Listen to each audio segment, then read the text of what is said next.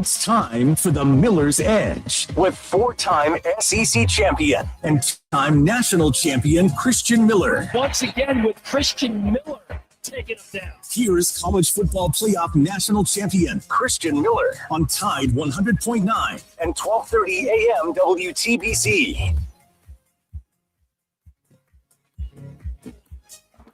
And welcome into this Monday edition of the Miller's Edge, Tide 100.9, 1230 WTBC. Hope you guys are doing well. Hope you guys had a great weekend, 4th of July weekend. I know it was a hot one, but hopefully you guys were able to eat some good food, maybe enjoy some fireworks, whatever it is that you guys get to do. I know we're back in the swing of things. The exciting thing is now that the 4th of July is behind us, we're getting closer and closer to things like SEC Media Days, Chase, right around the corner, which also means training camp is about to start, which – if you guys like me, you're starting to get in that football spirit, hence why yesterday, Chase, I was just like, you know what, man, I've been watching some tape. Why not go ahead and just drop a video? I feel like people really enjoy when we do our breakdowns. That's what separates us, right? At the end of the day, we might not be recruiting experts. We'll talk about it if you guys want to. Talk a little bit about everything. But at the end of the day, man, we're former players here on this show that break down the X's and O's, and that's what you guys really enjoy hearing. So that's what we did. We dropped a video. And if you guys haven't already, go check that out. It's on our YouTube channel at The Miller's Edge, where we also stream our show live every single day. But I did a breakdown on Alabama's defense, specifically from the Georgia game last season, the regular season one, not the SEC championship one. Maybe we'll do a dive into that one to see kind of what might have changed. But it really was, I don't know, Chase, maybe 10, 11, 12 plays. I don't know if you got to see it yet. But I go over coverages, schemes, things like that.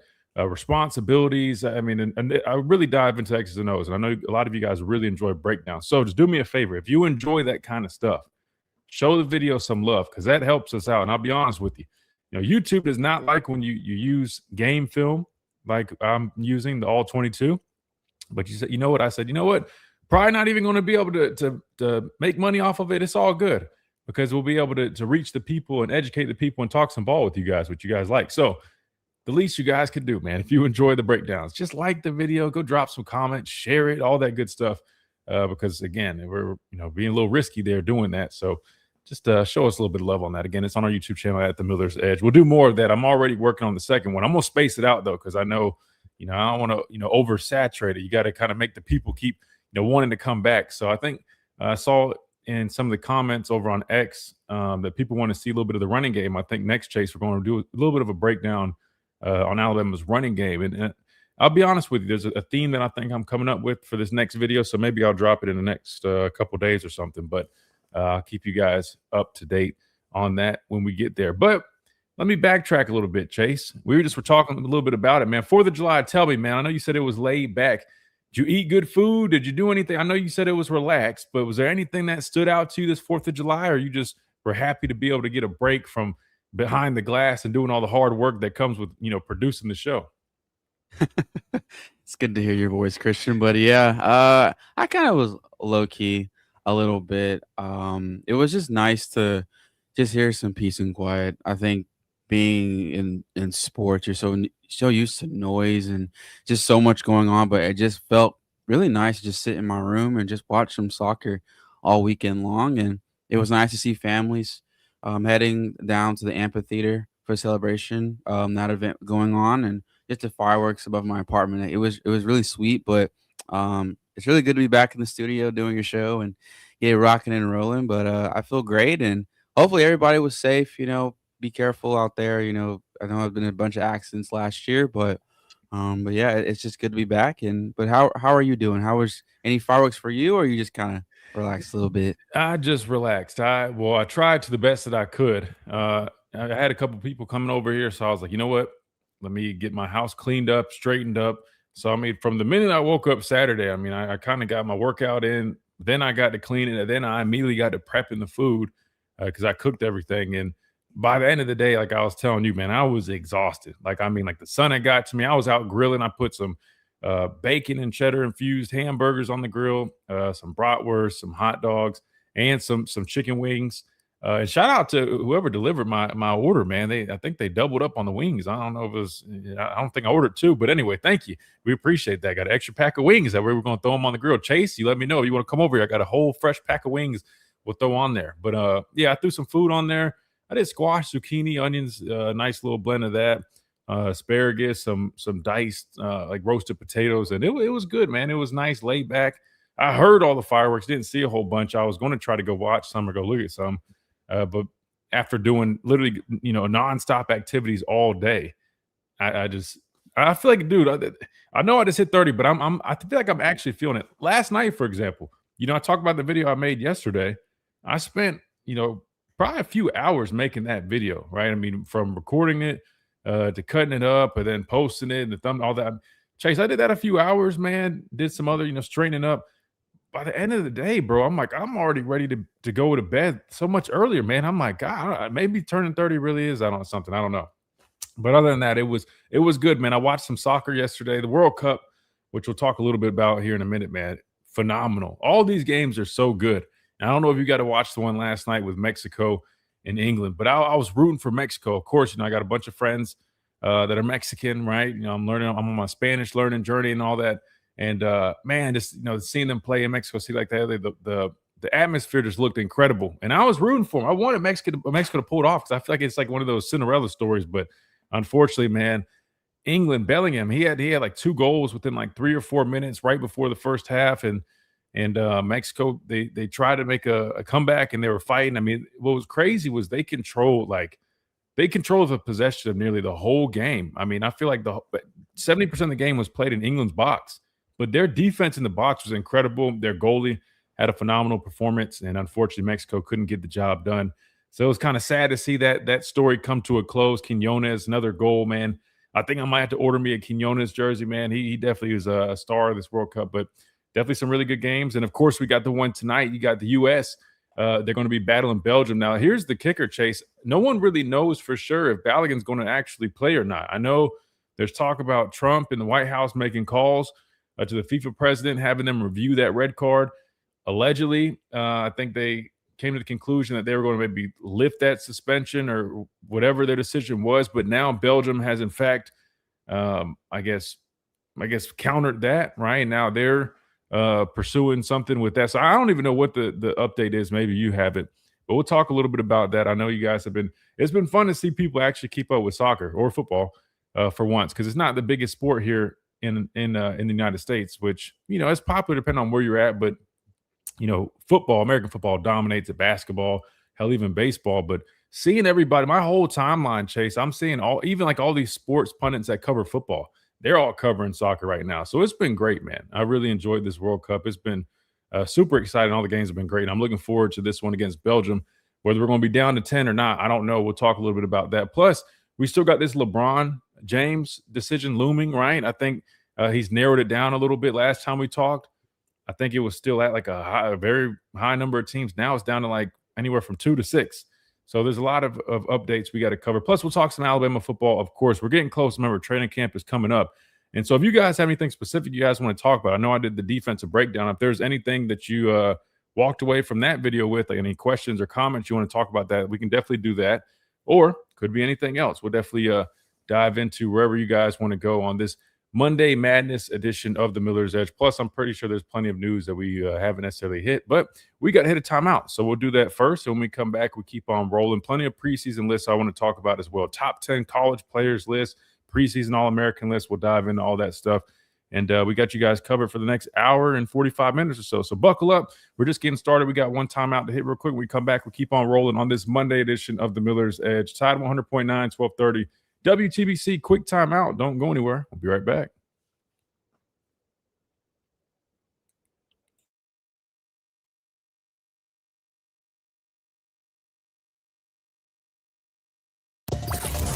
Local news. All right, let's do a little bit of a roll call. See who we got in here early, man. Nick Harden, what's up? Roll Tide. We got Jake in here. Happy Monday. Hope everybody had a good weekend. Yeah, tell me about y'all's 4th, man. You guys in the chat, you guys have a good weekend? Let me know how it went. Hopefully everybody has their fingers, man. I know that's probably not a great joke, but my buddy Truitt, he made the comment. He was like, yeah, it was crazy. It's 24 hours from now. There's going to be people that only have 9 fingers. I was like, damn. Kind of a savage joke, but it's kind of true. Unfortunately. QD, what's up?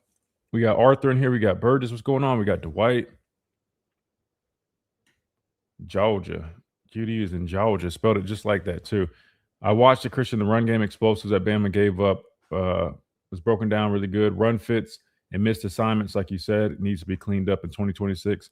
Yeah, and that was in that game we gave up a number of them. I mean, I thought we got better and tightened things up as the season went down the line. But yeah, then when I do this running game breakdown, like our running game, I think you guys will probably walk away a little bit encouraged because believe it or not,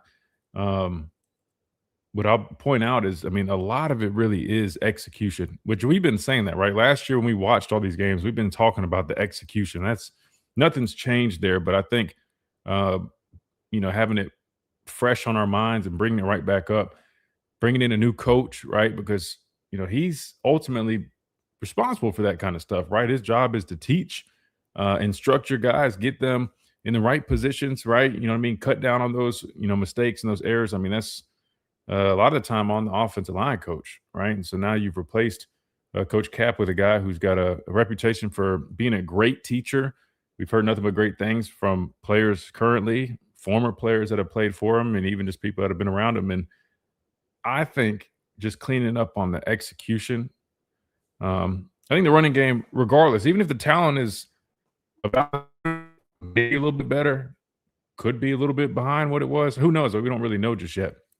But regardless, I think if you clean up just on the execution piece of our running game, I'm pretty sure our running game will be improved. Now, I'm not saying it's going to be, go from 125 to 50 nationally, but you'll see a common theme with this next video that we drop. So looking forward to putting that one out. I think you guys will enjoy it. But again, if you guys want me to do more breakdowns, man, please just show us some love by hitting that like button, subscribing, all that good stuff. That helps us out. And it makes me want to do more of it. Because like I said, I normally can't really even monetize that stuff. We'll see if this one slides. So far, it's been good. I don't even want to jinx it. We'll just let it go. I'm not even going to jinx it. Adam says, Christian, wait until you hit 50. It's all downhill. I mean, physically, I feel pretty good. But I feel like I don't know. I get so tired now, man. Smitty, what's up? I was at a Mexican bar last night, and I see Wild Grande Americano is not taking off that mask. Smitty, you're always out and about, man. Smitty's always doing something, man.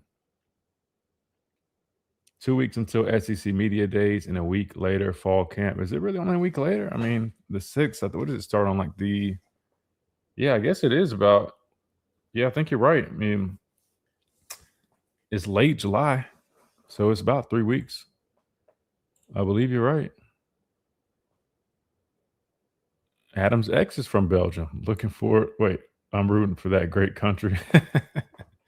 Wait, dang, you going to cheer for Belgium over us? Dang, Adam. Jeff, what's up? Dolly Ty, that's right. What's up, man? It's been a minute since I've seen you in here. Hot in Alabama this weekend. Absolutely, man. Hope you guys are staying hydrated. Austin Keelan should have spent the 4th getting hit and toughening up. Oh, God. Adam's back on his deal, man, trying to toughen up those quarterbacks. Jake said he kept it low-key, played some golf, saw a lot of family, had a big cookout at a buddy's cottage. I forgot. Cottages are real big up north in New York. My grandparents had one. My grandfather had one.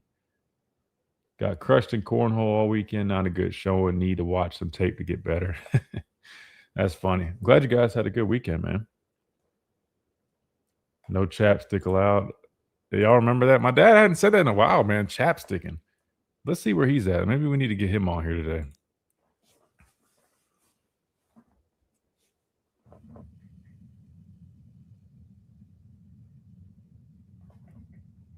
And welcome back into this Monday edition of the Miller's Edge. Tide 100.9, 1230 WTBC. I can't hear the bumper music, Chase, so I'm assuming that we're back on. I'm just going off the chat.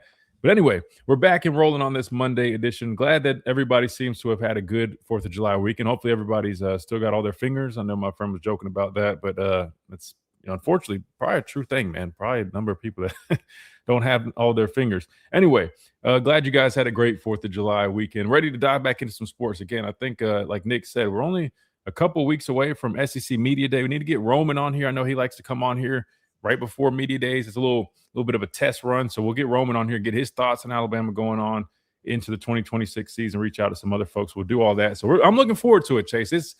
It's about that time. Like it's not that time, but it kind of is that time where we're not really in football season yet. But I just got an email, I guess, from the media department. Tickets go on sale, I believe tomorrow. I think they said the 7th. For the single game tickets, right? Eastern Carolina, Florida State, South Carolina, Georgia, Texas A&M, Chattanooga, and Auburn. They mentioned all of those games in here. So if you guys are looking forward to getting some tickets, I guess I'm just going to do some free promo for the university. Not like I haven't given them enough. What does it say? It says single game ticket prices in the upper deck are $30 for ECU and UTC and $125 for FSU. And I guess homecoming for Texas A&M at a price of $200. So not cheap, but if you guys want to attend the games, there you go. You can start buying those tickets tomorrow. Chase, you're not a student anymore, but I guess you're media. So you're good to go, Chase. You get in all the games free with media, right? Yes, I do actually. Mm-hmm. So you're in good shape. You ain't got to worry about that. But for our listeners, that's how much you got to pay. Are the concessions still like priced mad high? Because I remember people were complaining about like the cost of concessions. Chase, do you remember how much that goes? Like somebody was telling me one time, because I'll be honest, normally I guess you'd be in the same boat, whether I was doing sideline or if I'm just there, right, on behalf of media. When you're up in the press box, I mean, they got food, complimentary food. So luckily I never had to fool with the concessions. Are they still mad high? Like, have you seen any of those prices? When's the last time you gone to a concession stand? Somebody told me a hot dog was like almost $10, which was crazy because you could buy like 2 packs of hot dogs for that. Do you know what the price has been recently or no? It's to my knowledge and what I've been told, yeah, hot dogs and like cheeseburgers and stuff like that are maybe $7, $8 for sure. For a burger, that's not bad. For a hot dog. Yeah, hot dog, I don't get that either. I mean, could you smuggle some? Let me stop. Like Greg Burns is gonna be like, "Hey, what are you trying to do on your show, man?" I'm just gonna say, as hot as it is, you could probably, put a pack of hot dogs in your pocket, just pull them out and roast them during the game, man. Just throw them on a seat. That's kind of nasty. You wouldn't want to do that. I don't know where I'm going with this. Anyway, those are ticket prices. They go on sale tomorrow. Hopefully, you guys can grab those, and hopefully, you can help sell out some stadium. I don't know, this season. I feel like we've been doing good with our atmosphere. Hopefully, we can have another season full of that, which I think is going to depend a lot on probably how we're playing, right, Chase? I'm not going to lie to you. Let me ask you this, man, because I was wondering this the other day. I know it's the off season, so everything kind of cools down.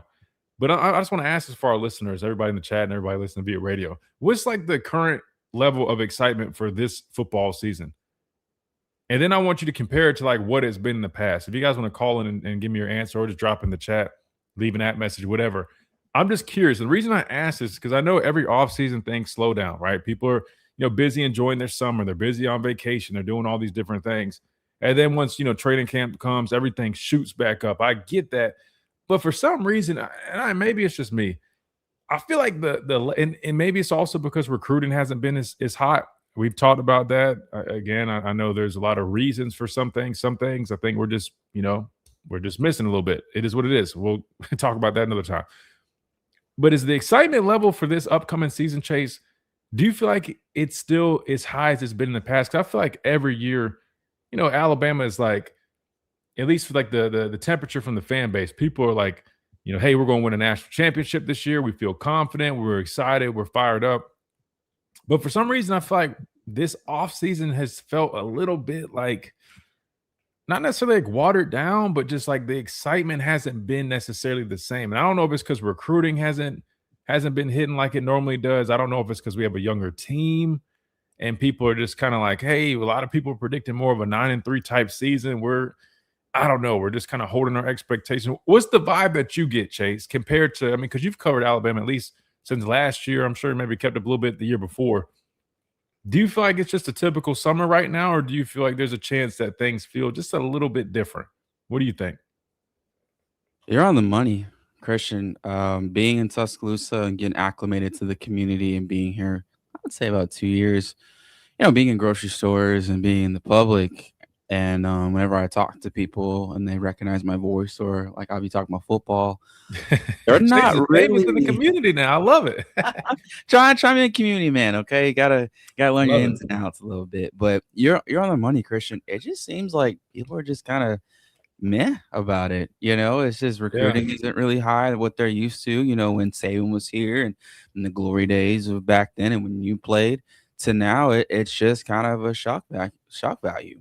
I would have thought, we were 5-5 last year. Like we barely hit five. I'm just like, guys, like you are the University of Alabama. You still have a high standard to uphold, and you still have players that want to wear that crimson every day. And it just seems like we've just kind of lost our swagger a little bit according to the fan base. And, I fear that this season is our make or break with our fan base. Not saying they would leave us or anything like that, but just the morale and the hype and just the overall excitement level isn't as high as it was last year or the year prior, or even years before then when I watched when I was little. And maybe that'll fix maybe if we do well in the first 5 games or so, 5-0. But I just feel right now people are just nervous. They don't know what to expect. This is kind of like uncharted territory, especially with so many factors that's going on, Christian.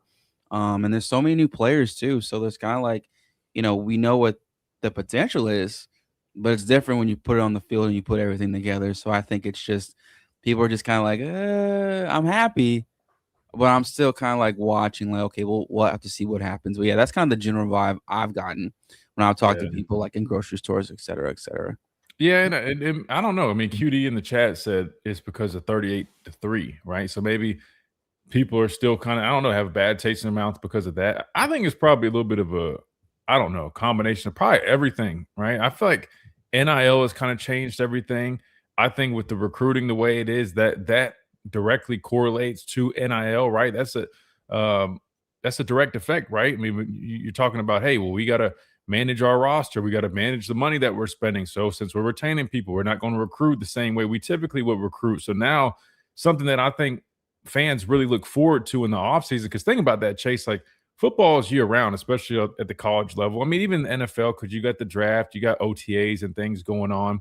But at the college level, I mean, recruiting kind of fills that void or that gap when you don't have football, right? Because you got spring ball ends around late April, then you got May, June, July. Those are big recruiting months. And then you got training camp that starts. So I would say it might have a lot to do with that recruiting looks different this cycle. And I think people have kind of felt a little, I don't want to say overwhelmed. And I might just, and maybe I'm just, I don't know, speculating here. I don't know. You guys tell me. I mean, you guys, I guess y'all are the ones I'm asking this, but I think that probably does play a little bit of role. I mean, a matter of fact, I just saw that is it Antoine Jackson, I think the edge guy that was out of Memphis, that a lot of people were looking to see where he went. He ultimately decided that with Ole Miss, he committed there alongside the other guy that we were keeping up with. And so I think people probably just got a little tired of some of those recruiting battles that we lost, and maybe they're just kind of like, you know what, we're just looking forward to training camp at this point. I don't know. I'm just curious. You guys can let me know what you think, because I could be wrong. Maybe it's like this every year, but I just feel like something feels a little bit different. But the good news is we're almost at training camp, and I know that's already going to bring up the excitement level, because people want to listen, at least for me, because like you said, Chase, there are so many new faces, not just with the offensive line, but really across the board. And I'm really excited to see, because I was talking about this the other day. Spring ball was nice because you got to see all these new faces and try to get an idea on how these things or these players are going to kind of come together and kind of where these, where the pieces are going to fall. But at the end of the day, that was literally just spring ball. And some of those guys were only with the program for like, I don't know, what was it, like a month, right? Maybe two, probably about 2 months or so before they really got out there for spring ball. So it's hard to give a true assessment on like what you really know or expect is going to be the case for this football team. And that's why I'm really fired up for fall camp, because now these guys have had another several months, even though they haven't been practicing, with pads, but they've been doing 7-on-7. They've been kind of bonding outside of things, doing workouts and whatnot. And I think we're going to have a much better indicator on kind of what this football team could be in 2026 once we kind of get those pads back on and things, get in the swing of things. So that's what I'm looking forward to. So anyway, you guys let me know what you think kind of about this offseason. Does it feel different, the same? I don't know. You guys let me know. We got to hit a timeout. We come back. We keep on rolling this Monday edition. We got Smitty on the phone lines. We got Corey from Trustville. We'll go to you guys, and we'll keep on rolling on this Monday Madness edition of the Miller's Edge. Tide 100.9, 1230 WTBC. Quick timeout. We'll be right back.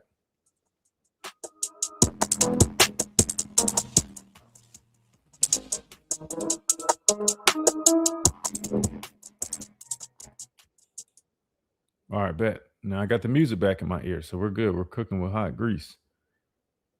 See what you guys are saying in the chat. Winning cures everything, Akeem said. You're absolutely right about that. Absolutely right. You start winning football games, the morale's back up. Everybody's back to kind of where they're at, but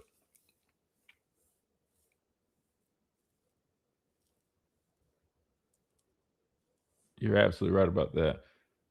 Wouldn't say down. I would say nervous because of the unknowns. I'm stoked for college football as a total to be back, but I think it's going to be a wild season. It's a fair point. It's a fair point. I think it's going to be a pretty interesting season, to be honest with you, too, man. I'm excited. Chelsea says, I said this before. I'd be more excited if it was SEC games only. You mean like how it was during the COVID year when they played a SEC only schedule? You don't want to watch ECU? ECU is actually, a decent team. There's worse cupcake games, right? I mean, let's just say it that way. There's worse cupcake games. I'm excited. I mean, Florida State's an out-of-conference game. I'm excited about that. Personally, I think it's going to be nice to see us get back, or at least have that opportunity. I got to start watching. I mean, I don't even know who Florida State. I never really kept back up with them. I mean, I followed them a little bit after they beat us last season, but I don't even know. I got to start diving into the rosters of the teams they're going to be playing. I don't know who they lost, who they have. So I got to dive into that. But I would say I'm looking forward to that game. That's an out-of-conference game. Who else do we have out of conference? The good news is we got Ohio State that's as an out-of-conference game over the next couple of years, which will be good. Adam says we have the talent to be in every game. The little things will determine the close games. Absolutely. No, I think even if let me run this video back. Sorry. A little B-roll. Listen, I think even with some of the youth that we have, I mean, I think execution, right, that plays a big role, which, sometimes greenness, youth, I mean, that inevitably leads to some lack of execution at times because we go through some growing pains. But this team has talent. Don't get it twisted. This team has talent, but you just have to see how you stack up to some of these other teams, right? Especially teams that may have more vets, may have older guys, may have some more, I guess, proven players that they may have gotten from the portal, right? You just got to see. But there's a lot of talent on this football team. I mean, there really is.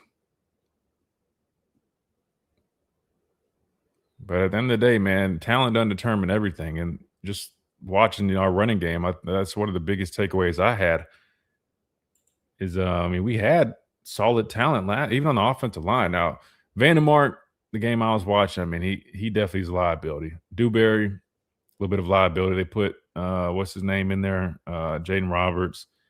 Our guard play was bad last year. I'm not going to lie to you, man. Guard play was really bad. I mean, tackle play was inconsistent. We already know. I mean, you had Formby, and they swapped him, and it was musical chairs. But the guard play, man, was not good either.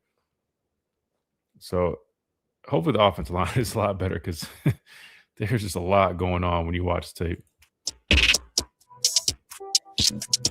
And welcome back into this Monday edition of the Miller's Edge, Tide 100.9, 1230 WTBC. We're just talking a little bit about the outlook right now. I guess with the morale, the I don't know, the feel around, I don't know, the program, the fan base, all that good stuff. And just wanted to get y'all's thoughts. We got some good answers in the chat. Now we got some phone calls, so we'll go to the phone line. A couple more chats. I see the QD says, I'm excited and nervous at the same time. This will be Kalen DeBoer's first time ever coaching in his third year at an FBS school. I'm interested. Wait. This will be his first time ever coaching his third year for FBS school. Interested to see him coaching truly his team with his players. Yeah, which, I mean, that's been one talking point, which is fair. I mean, you have to get your guys in there. You got to get your staff. You got to build your culture. That's a big deal. And so going into year 3, that's not so much of I don't want to call it necessarily an excuse, but that's not as much of a factor, right? You can't really use that anymore. I mean, either quarterback that ends up starting is going to be your quarterback because they recruited Austin Mack of Washington. He transferred in with them. And then they also recruited Keelan Russell. So you'll have your quarterback. That's your offensive line, right? Jackson Lloyd and Michael Carroll are 2 guys that they recruited out of high school.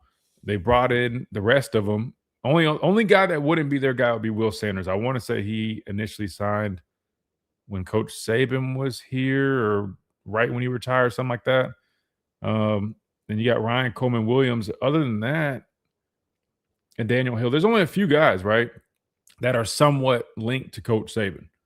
So other than that, I mean, it's just really their guys. He's got his staff. He made some changes on the coaching staff. So we'll have to see how that ends up translating. Hopefully it ends up being positive. Most people would assume that would be the case, but we'll just have to see. 205-342-9904. We got Smitty up first on the phone line. Smitty, welcome in. How's it going, Christian? What's up, Smitty? Talk to me.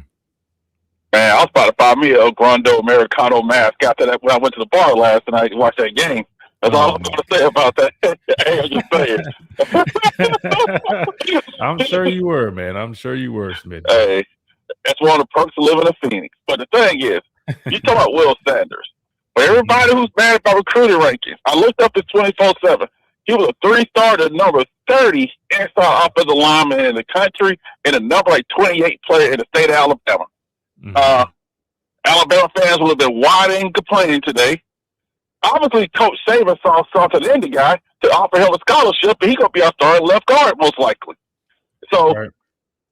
And so I just want people to think, even Tim Keenan was rated lower coming out of high school, and Tim Keenan going to have a nice NFL career. Alabama fans will be mad about that.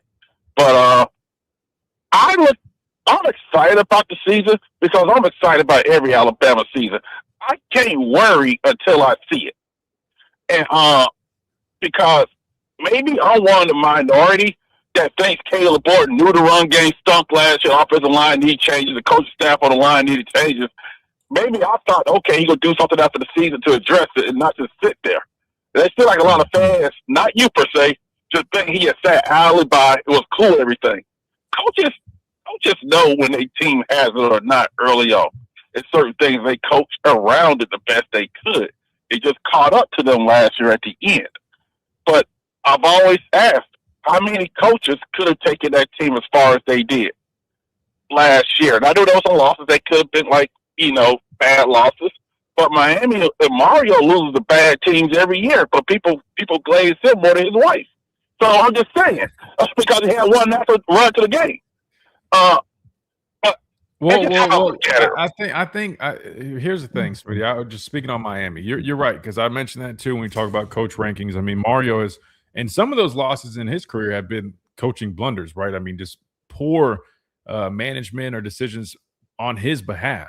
So, I mean, you're not wrong there. But I think sometimes when people just dive into how his teams look, or you're talking about the physicality that they play with, like, yeah, they lose some games that they shouldn't lose, but consistently that you're seeing a team that has really good trench play, a team on both sides of the football. They're physical, they get after you, and I think that's a little bit of the difference, man. I think it really just depends on who you ask. I was thinking about this the other day, right? I mean, even like think about Coach DeBoer. I mean, depending on, it's almost like glass half full, half empty kind of deal with Coach DeBoer. It's like if you talk about all the positives and the big wins and accomplishments, I mean, he's better than majority of any other coaches in college football. But then if you talk about the inconsistency and people focus on that piece, that's when you see people rank him lower on these lists. It depends on what aspect you're looking at when it comes to him. You know what I mean? Expectations. Before everybody talked Miami and physicality, look at their defense. A lot of those guys were there last year, the year before. They was getting cooked by everybody. They brought in a new defensive coordinator. His last name's Heatherton, and they played better. So, yeah, remember, guys, Mario saw the defense was a problem. Fired the coach, hired a new coordinator. If he was at Alabama, folks want him tarred and feathered like he was on Game of Thrones. But he made a change. You're not going to fire the guy mid-season and hire a new guy from the outside because you have to wait till that guy becomes available. So my thing is, everybody knows about 38-3. So Oregon should be miserable then, starting to the season. They gave us down 35-0 at halftime. Should they be miserable? I just look at it. Every year is a different year. In today's college football, you don't know what you have until they hop on the field because so many players leave teams. Because I remember this. You know when guys hit the portal from Alabama, all these folks complain, oh, you hit the portal. He took a bag. He ain't loyal. But when they want to retain the roster, everybody's mad about that. These people don't know what they want, Chris. They just call it a book. You know, you seen it too. Sure. And I remember, because I don't think you was in college at the time, when Nick Saban lost that kick six game, there were Bama fans squawking until he started talking to Texas and everybody got quiet real quick then. Everybody was squawking, calling out Saban. I remember that, talking about, hey, the hurry up offense, he's falling behind. And I remember those things. Guess what? The man was smart enough to say, okay, we got to do it this way this game. It took a little bit because you got to get the players and stuff like that. But look what happened. They started winning again. But I just want people to understand also, NIL and its portal, you want to retain your two deep at most because that's what won the last 3 national championships. Those are all veteran teams who added guys. Ohio State's team was mainly their guys who came back. Michigan had a lot of seniors. Indiana, a lot of veteran guys who y'all would have scoffed at if Alabama picked them up in the portal, including their head coach, because he was James Madison. Yeah. I just think they're doing the right thing. If you're expecting a national title or bust, you're going to be disappointed more times than not. I just want to make the CFP and be in the mix. And I think with a young team, I think these young guys are hungry. I believe these young guys were embarrassed. I believe that coaching staff was embarrassed. They ain't going to say it to everybody because folks be complaining about how he said it. Just be real. Right. Because whenever Coach Saban he was embarrassed, he didn't go out telling the media. They just made requisite changes and fixed things as best they could. Now, he changed offensive line coach. Everybody wanted Cap go, hey, flip him out. Got new offensive linemen. Yeah, they're young. But in college football, these are kids per se. They can get better. Let's give them a chance to get better. New tight end coach has an offensive line background. They made changes. Now, will it work? I don't know. But can we at least give it the chance? Because I would have been miserable if Coach Cat was still here. Just being real with you, because we saw it happen in 2 years. But I believe if someone made a change, you got to let it see it through. Now, if, like Chase said, people are like, this team went 5-5. And I know 38-3 stuck. At the same time, that season is over. It's about the 2026 season. 2025 is done. And I just believe we got to be work more positive and worry about the players who are here now, and a lot of them who stayed regardless. But I do have a question for you, though. Yeah, go ahead. If you were there when it was Hurts and Tua, and we know how much everyone, including coaches down, love Hurts, but we knew Tua was a better, more talented guy. Do you believe that Caleb DeBoer has to fight his emotional attachment to Austin Mack? Because I know people say being in the system longer, reading the playbook is different than playing on that field. And he didn't have a ton of experience out there either playing. So it's not like he had light years more experience than Russell. Do you believe that could be a factor in how hard is it for a coach to overcome that, especially when Mac traveled with him? Yes, I do think that is something that he's going to have to make sure that you can't let that, I guess, get in the way of the ultimate decision that you make, because we've seen, I mean, he's definitely going to be loyal to his guys. And I'm not saying, oh, that's the only reason because some people used to say that was the only reason Jalen Milroe was playing, because he had to be loyal to. No, it wasn't that. I mean, Jalen Milroe just gave the team the best chance to win. He had the ability, right? A team that could not run the football, where you got a quarterback who actually can pick up yards in the ground. We averaged almost 180 yards in the ground that year, and you see why he was ultimately the I guess the guy for the job that season. That said, I do think that is probably a little bit of a hurdle he might have to get over because there is going to be a little bit of an attachment, and I know it's going to be tough. He's talked about how tough this decision is going to be, but I think ultimately, man, he knows, especially with the Heat, which, like you said, we didn't go 5-5, and we had a solid season last year. Made the college football playoffs, made the SEC championship game. But with the expectations of this fan base, he knows at the end of the day, he's got to do whatever is best for the team because that's ultimately going to determine his job status, right? So I don't think it's a situation where, if one guy's clearly better than the other, he's just going to stick to, hey, I got to be loyal to this guy. No.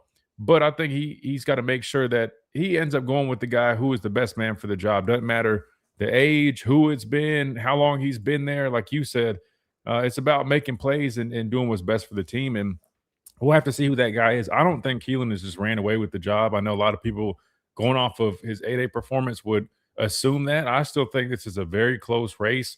And I almost believe that it's somewhat Austin Mack's job to lose, not just because of what you said, but just knowing that outside of that 8A game, I mean, like Austin Mack had a really good spring as well. So I don't know if one is, way ahead of the other right now. I think it's still probably really close. And that's why fall camp is going to be really exciting. But, I wouldn't even be shocked if we see both guys get a good amount of snaps in that first game. Hopefully that doesn't go on too long. But going back to the Jalen Hurts and the Tua thing, that was a tough situation because on one hand, you had a quarterback that was like 26-2 as a starter. Jalen had started since he was a freshman, led us to a national championship as a freshman. And yeah, there were some things, like holding the ball sometimes too long and, things that he could have cleaned up. But, he was a winner. He was a proven winner. Mm-hmm. Then you had a guy in Tua who we knew was special. I mean, this lefty from Hawaii or California, and he was, just different. The zip he had on the football, and then we knew it was a tough battle. But I'll tell you this straight up. The staff knew that they were going to go with Tua, and I kind of felt bad for Jalen. I don't know if people really know this, but, like, behind the scenes, man, like, you could just kind of tell the writing on the wall was that Tua was going to end up getting the job the following year when they were competing for it. And I kind of felt bad for Jalen. I mean, he had like a players only meeting with us because, I mean, there was like some weird vibes going on. The media was kind of painting things a certain way, and there was some friction kind of built in. But at the end of the day, man, he ended up handling it better than than anybody that I would have imagined being in that position. And he was a great teammate, and we know later on down the road he had to come in and save the day in the SEC championship game that year, and ended up being kind of like a storybook kind of deal. He went from being replaced against that same team in a national championship game the year prior to coming and saving the day in the SEC championship game. But that was probably one of the most interesting quarterback battles that I've ever really kind of been a part of, because it was a battle, but everybody kind of knew the staff was leaning Tua.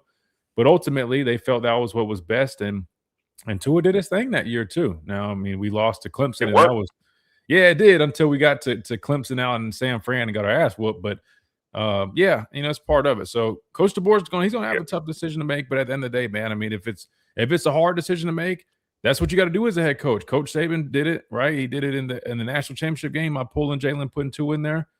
We won the game. He did it the following season, but that's what he gets paid a lot of money for, to make a lot of those tough decisions. Yeah. So hopefully that's not an issue. Hey, before I run, thanks for taking my call, but also that showed how much respect Saban had for Jalen Hurts. Oh, and stuff like that shows, because he knew Tua was a better guy at the time, but he respected that man enough to keep it open, and also tested Tua also where it's not yours. You got to win this team. And when you make a quarterback change, I want people to understand this. Please look at who wins, because even with Milroe, he didn't lead them to the playoff. That's the championship game year one. So if you're going to pull this guy with a team was there and say, hey, we got this far, this guy better be demonstrably better. And I thought DeBoer handled that the right way. And it's going to be a tough decision, but that's why he's getting paid 8 figures for it every year to make that tough decision. But, hey, you guys have a good one. Keep up the great work, man. And good job of that breakdown video, too. Oh, thank you, bro. Yeah, listen, we're going to keep doing that. I know you guys really enjoy it, so we're going to keep doing the breakdowns and putting those out, and I appreciate you showing love and supporting that. All right, we got to hit a timeout. We come back. We'll keep on rolling. We got more phone calls to get to. 205-342-9904 is the number. We'll keep on rolling right here on this Monday edition of the Miller's Edge. Tide 100.9, 1230, WTBC.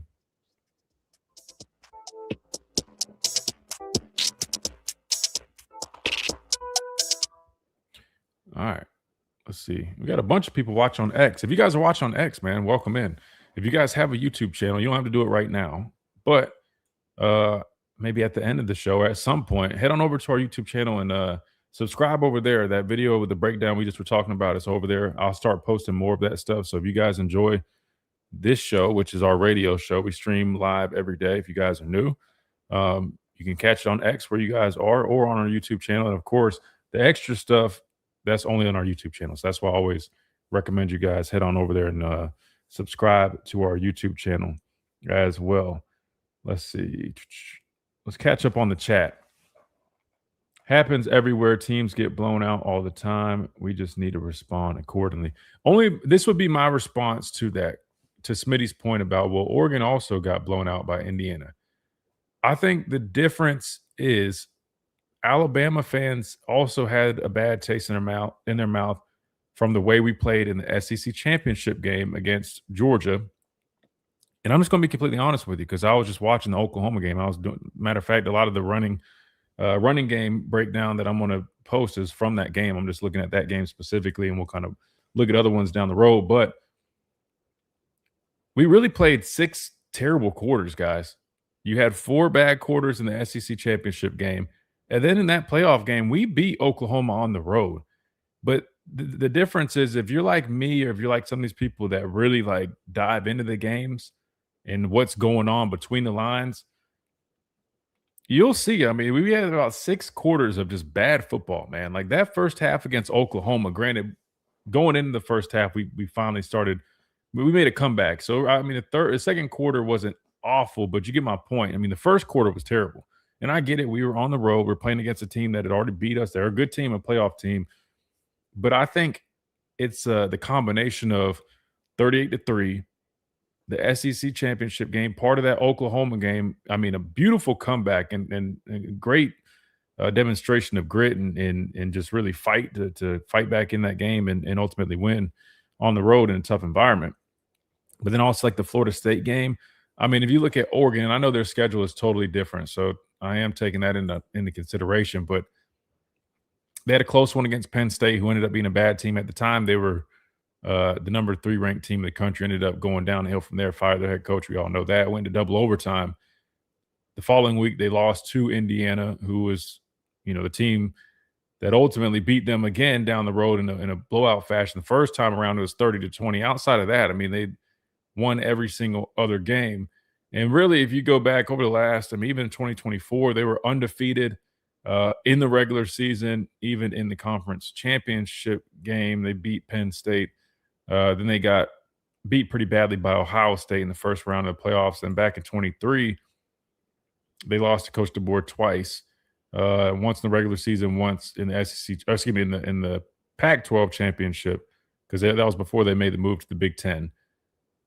My point being, I think the frequency in which Alabama fans have felt we have not played well, I think that's what bothers some, and it bothers some more than others, right? Some people are just like Jeff said, hey, it is what it is, got to turn the page. But I also understand why others feel a little bit more concerned, given that it wasn't just like a one-time thing. I mean, it was a multiple-time thing, not just last year, but even the year before. I mean, the bowl game against Michigan wasn't a great performance. Oklahoma on the road 2 years ago was a bad performance. Remember, the timing of that was terrible because we had just worked our way back into being in the race to play in the SEC championship game. And then we have a terrible performance, right? So the inconsistency has been consistent, right? We've been consistently inconsistent over the last couple of years. And I do think that is probably what some people kind of hold their hat on. And welcome back into this Monday edition of Miller's Edge, Tide 100.9, 1230 WTBC. Let's take a quick call before we hit this top of the hour break. We've got Corey from Trustville up next. Corey, welcome in. Hey, Christian, how you doing this afternoon? Good. Corey, how are you, man? I'm doing great. I'm going to switch subjects here for just a minute here. Yeah. I'm going to ask you something. I don't know if this is a good idea. I'm going to ask it anyway, okay? All right, go ahead. We all know LSU Alabama was the main rival when y'all played. Mm-hmm. Am I right about that? Well, I would say the Iron Bowl, Alabama Auburn would probably be number one in my book.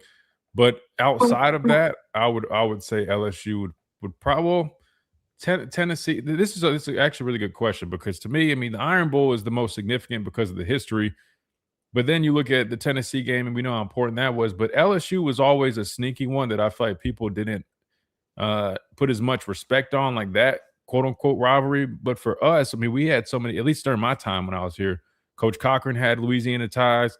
Half of our team, it felt like, was from Louisiana.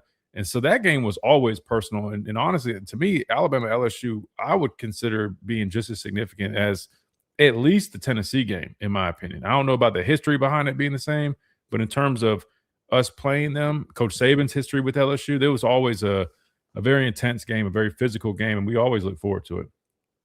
Well, the reason why I ask is how much in that locker room did the Iron Bowl mean?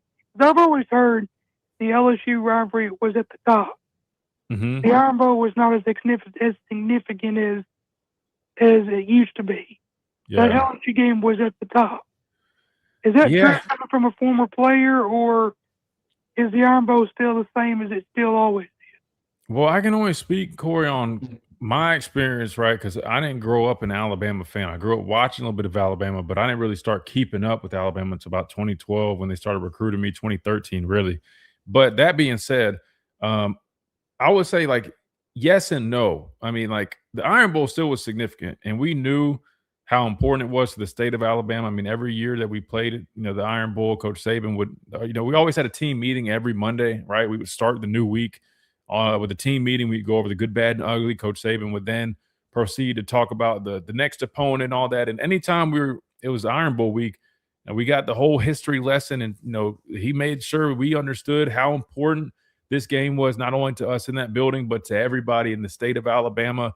So we understood the significance. But if I'm being honest with you, and maybe this is just my perspective, but with me being a kid that was from the state of South Carolina, and half of our team, once Coach Saban really had built up what he built here at Alabama, half our team was, from everywhere else, right? I mean, we had a bunch of Alabama guys, but, Texas, Georgia, Florida, California we had to start to get a lot of the guys from California with guys like Tosh Lapoy on our staff. So maybe that was part of the reason it felt a little bit different. But in terms of how it felt for us in the locker room, I would be, if I'm being honest with you, I would say LSU felt just as impactful or just as exciting or just as much of a rivalry as Auburn and even in Tennessee, to be honest with you, even though it might not have seemed that way on the outside, but to us in the locker room. And like I mentioned, those ties from Coach Saban to players, LSU week was, I don't know, it was one of my favorite weeks, man, because whether we were playing in Death Valley or they're coming to us, it was always a big time game. Well, you always knew the talent was pretty much equal on both sides. I mean, don't get me wrong, Auburn and Tennessee had talent, but you knew when Alabama and LSU played, it was going to be a war for 60 minutes. And most of the time it was, and some of them were instant classics. And you played in some good games, and I'm sure you enjoyed playing in Baton Rouge, because I don't think the whole time you played there you lost in Death Valley, if I'm not mistaken. No, I never lost to LSU at all. Matter of fact, the only teams we lost to when I was here was Ole Miss back-to-back years of 14 and 15. We lost to Ohio State in 2014 in the postseason. We lost to Auburn my junior season. We lost to Clemson twice. And really, Corey, I think those are like the only losses I was a part of when I was here, which is crazy. I think during my 5 years here, I was only a part of 6 losses total, if I'm doing the math right. Part of the kick crazy. Six. Was you a part of the kick six or not? No, so I came in 2014, the year following that, right after that happened, because that was 2013. What was the hardest loss you had to swallow? Probably the 2016 championship. Between that and then the last one, my last game ever, which I couldn't play in because of my hamstring from the Oklahoma, it was the Orange Bowl down in Miami. But that one, man, we got blown out. That was my very last college football game ever.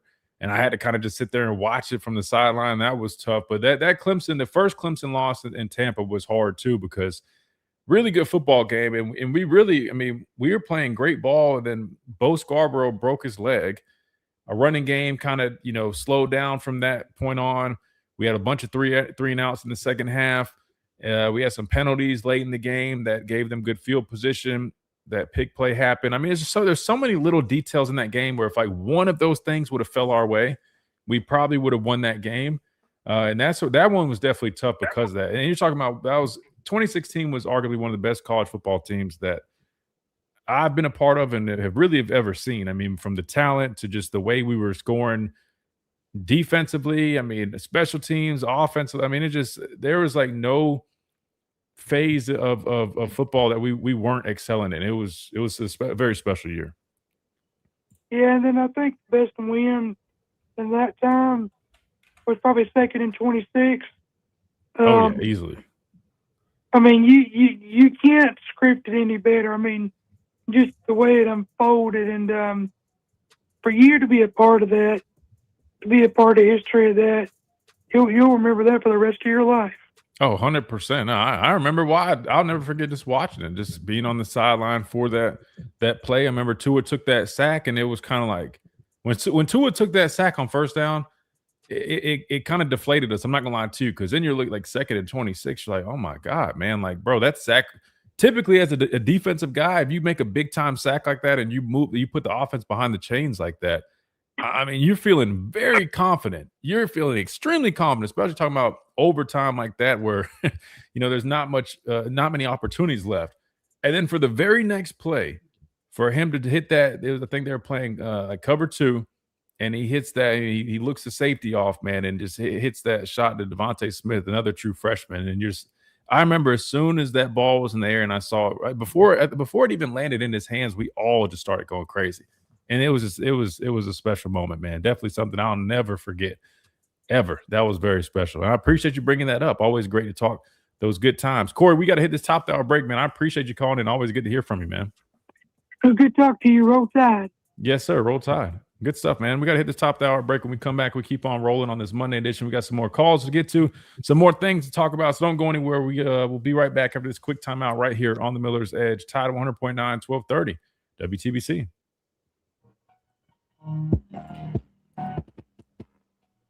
Let me see if I can pull that up, man. Like, I got the frame back there. I got to fix it because it fell. Matter of fact, I think it was the 2nd and 26 frame that fell. Luckily, it didn't break. It's just like the wire on the back broke, but the frame is fine. It's funny, man. A couple of my teammates were clowning me because they said I was crying in the post-game picture from 2nd and 26. I'm not crying. I think the expression on my face looks like I'm crying because I was embracing. I think it was like Tua, man. I had like my head on Tua's head or something like that.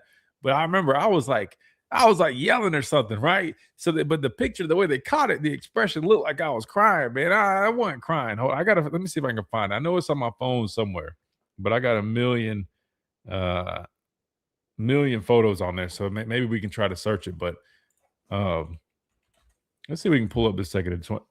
JJ says, "Cry, baby." Come on, man. Nah. But listen. Even if it wasn't, which it wasn't, I'm telling you right now, it wasn't. But even let's just say hypothetically, there was a tear that was shed. Hey, listen, I feel like it's a deserving moment, man.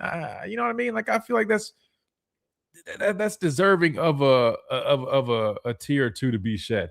And I don't know if this is public knowledge, which this is not making excuses, but I played that game with the flu, man. I had a Jordan flu game. And I came back from injury, a couple games prior after tearing my bicep. They told me I was going to be out the year.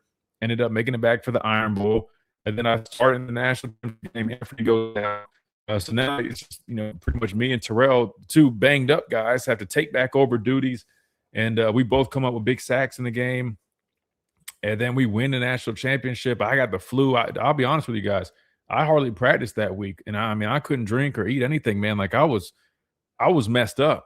I don't even remember when I came down with it because I can't remember what it was, but like the days leading up to it, guys, I was getting IVs like around the clock.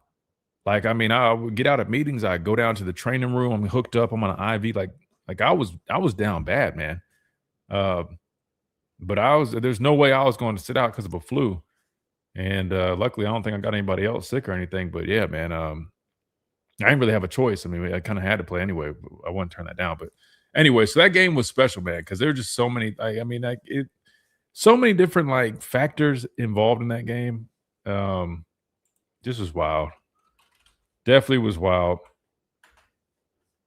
But yeah, I mean, I'll never forget that, man. That was just crazy. I gotta find this picture though, man. I'll let y'all be the judge. I promise you. It looks like I might have shed a tear. I wasn't though. I promise I wasn't. Jamie Bird, what's up, man? Roll Tide, what's going on? Hold on, what's going on in the chat? What's the debate in the chat? Let me. I feel like Lisa's always in the chat having some good debates, man. It's all Lisa QD and the company, man. Always got some good debates going on. Jay Money says, I hope Mac lights it up. Most of these Bama fans would start all freshmen if you let them. They get so drunk in love with high school recruits. Yeah, you're not wrong. I mean, everybody, they're looking for that new shiny toy, right? They forget about the shiny toys they had from the year prior. I mean, like everybody's talking about EJ Crowell, but I remember everybody was talking about AK Deer, and I thought AK Deer was supposed to be like the next great back. You know what I mean? Like he won at that point last year. He still is developing, but you know what I mean? Like I agree with you. People are so quick to anoint the next one, even though EJ Crowell is a little bit different. I mean, I'm not gonna lie. I think he'll be a little bit more. And don't forget, he's also a year younger. I'm pretty sure he reclassed. Even so, he's a little bit different. But you're right. People are very quick to anoint a lot of young guys without really giving them a chance to develop. But I wouldn't rule Austin Mack out, man. He's a good player. But I've been saying it since the spring. Keelan does just have a little bit more of that it factor to him. You know what I'm saying? He just does. So ultimately, I think he has to take the job from Austin Mack. I think he ends up doing that at some point. I don't know when that is. I don't know if it's before the season. I don't know if it's after the first game. I don't know if it's a little bit later on. Who knows? But the good news is you got two quarterbacks that I feel like are definitely good football players, right? So even if you go with one of them and it's not going well, you can confidently put the other one in and expect there to be a shift. You know what I mean? So I think you're kind of good either way it goes. And welcome back into this Monday edition of Miller's Edge, Tide 100.9, 1230 WTBC. Hour number one officially in the books. Hour number two is now underway. We've been talking some Alabama football pretty much the whole time, which is always fun. I don't know. I feel like there's just something in the air, Chase. After doing that breakdown, I feel like football is – maybe I'm jumping the gun. I don't know. Maybe I'm kind of forcing Alabama football – not Alabama, just football season a little early, but who cares? We like talking football. That's what you guys like talking about. Clearly, we got a whole bunch of people watching the show today. Shout out to all you guys, probably some new folks. We appreciate you guys hanging out with us. Hope you guys are enjoying the show. All right, let's go back to the phone lines. 205-342-9904 is the number. We got Chris from Decatur up next. Chris, welcome in. Chris, you there?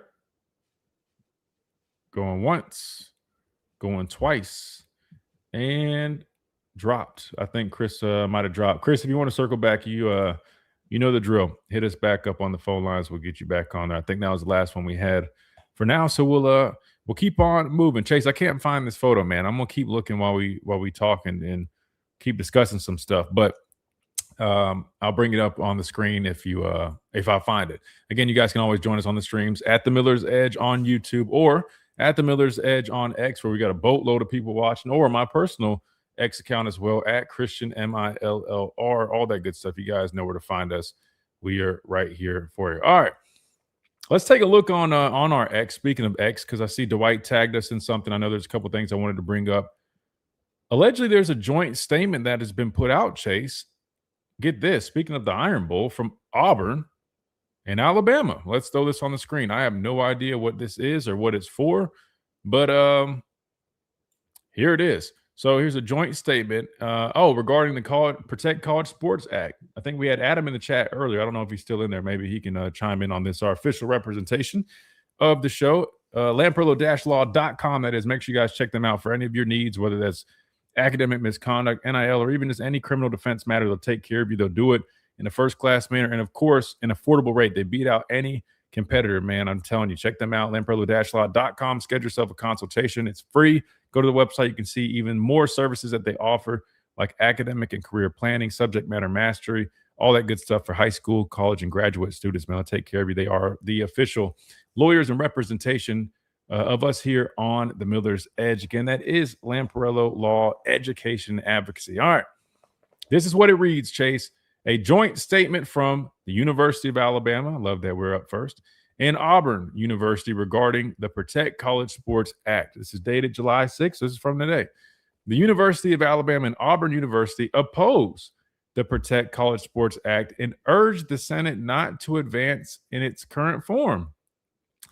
The bill is presented as a way to stabilize, in quotations, college athletics, but it would do the opposite by perpetuating the very instability it claims to cure through provisions that would, and here we go, it lists 4 of them, undermine implementation and enforcement of the rules established under the House settlement, including by narrowing the disclosure and enforcement tools needed to hold every program to the same standards, allow for new litigation, undercutting efforts to create uniformity and consistency in rulemaking and enforcement on the national level because of inadequate antitrust protection and preemption standards too narrow to displace the current patchwork of conflicting state laws, while simultaneously creating new forms of liability through expanded private rights of action, establish an expansive federal program reaching into roster decisions, game, scheduling, and internal governance to micromanage college athletics and advance private equity interests who stand to profit from a redistribution of media rights revenue by pressuring institutions to involuntarily pool media rights in a way that punishes rather than rewarding it. Auburn University and the University of Alabama both appreciate Congress's attention to these challenges and share the goals of creating opportunities for and protecting student athletes, sustaining women's and Olympic sports, and promoting fair competition through a single, clear national set of rules.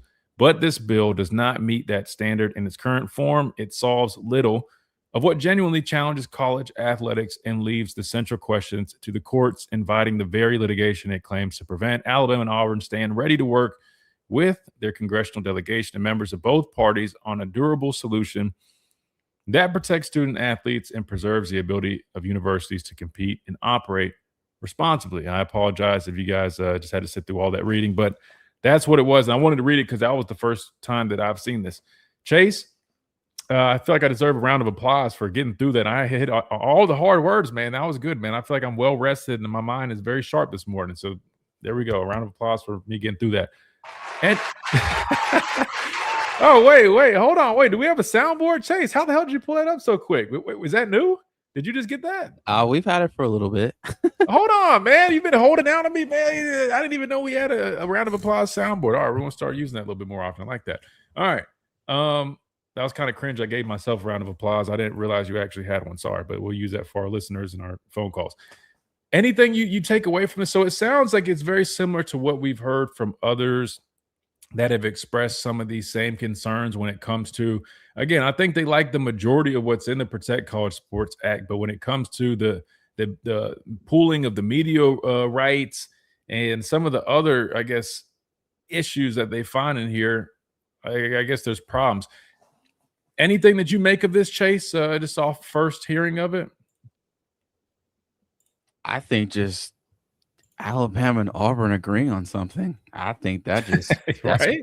crazy. I never would have thought that would be. Yeah, that's weird to me. But I think it's going to be more joint relationships like this between rival schools because it's starting to affect everybody's pockets. And I think a lot of people, a lot of universities, higher ups, elected officials, they're understanding that, look, as much as we don't like you, you don't like us, we have a bigger issue at hand. And the things that were listed that you read, by the way, thank you for that. It's just too much, you know? And I think a lot of you look at the names down here, like our president and their president as well, they're fed up. The fact that when you know it's too much, when it starts to affect higher ups pockets. Yeah, that's how bad it's gotten, Christian. So I think if this is gonna be, I feel like it's gonna lead to a bigger discussion between a lot of the top universities. Heck, I wouldn't be surprised if Ohio State and Michigan have some conversations and be like, look, if we want to sustain what we believe in and what we want to see our athletes every year, we've got to put a stop to this. Or there's gonna be no university left in terms of like athletics. It's gonna be a new era in a bad way per se. So, but yeah, I'm proud of this joint because we both make a lot of money, and I think it's in everybody's interest to be on the same page, or it's just not going to be what we're used to, Yeah, well, it definitely shows solidarity. I mean, like Auburn, Alabama were putting out a joint statement, like you said. I mean, I think that's probably the biggest piece here. Is like, whoa, that's kind of interesting. I mean, who came up with that? Here's the deal. Even though I can read that very challenging text that we have on the screen right here, sometimes it's just so much going on, all these words going around. I don't even think I'm the best one to try to explain all this. So I took it in while you were speaking, Chase. Thanks for doing that. Simple terms, right? I mean, we're hosting a radio show here. We're not teaching a lecture at the university. Put it in simple terms, man. What are they trying to accomplish here? So basically, in simple terms, the bill is supposed to fix college sports, but Alabama and Auburn jointly are saying that they believe it actually will make things worse in some capacities, right? I think there's a lot of things in the bill that, at least from when we read it and we discussed it, Chase, I thought it sounded good. I thought it sounded like it was a step in the right direction. But here's some of their reasonings in simple terms. They believe it would make it harder to enforce new NIL and player payment rules that schools are just starting to follow. They believe it will lead to more lawsuits, not fewer, because the rules would still be unclear. Giving the federal government too much control, I think that's a big piece, Chase, if we're being honest. If you talk about the money, I think there is a lot of concern. We've seen this as a common theme. People worrying about putting too much control over there, dictating if leagues can create super leagues or how they're pooling their money. If you think about it, the SEC, the Big Ten, I mean, these are the big boys. They don't want to necessarily be stripped of their power. So I kind of, from one standpoint, I do understand. You do got to be careful before you kind of, do a deal with the devil, right? Even though I'm not saying the government is that bad all the time, but I mean, you don't want to give away too much power, right? Especially when you already kind of hold the cards. The SEC and the Big Ten, they're the big players here. So I think it's just much of that. That's kind of what this reads. And then also another common thing that it mentioned about taking money away from some of the successful schools, Auburn, Alabama, like you just said it, right? That's a big one.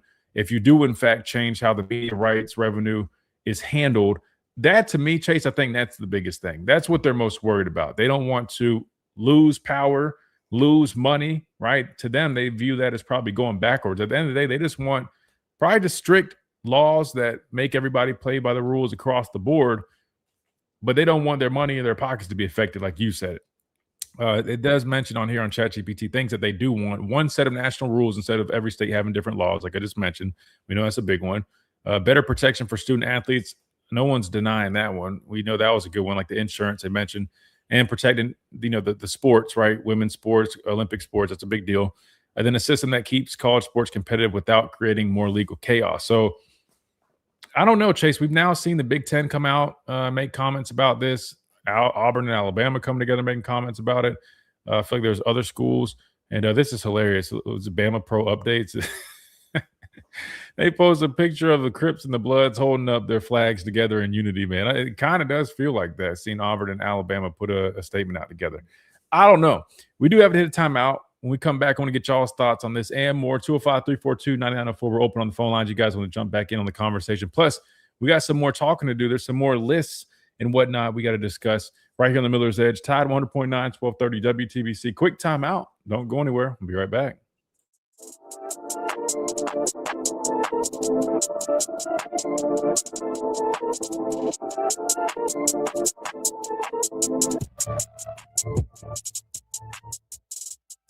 Weather brought to you by Tidwell Chiropractic, the only third-generation chiropractor with over. Speaking of segment 26, hold on. This is a sideline view. I feel like this is Georgia. That's Georgia's sideline. Dang, so this is from Georgia's view, man. Got him. And what's crazy, I'm pretty sure Tua taught about this, right? It's something they worked all the time in like 2-minute drill, man.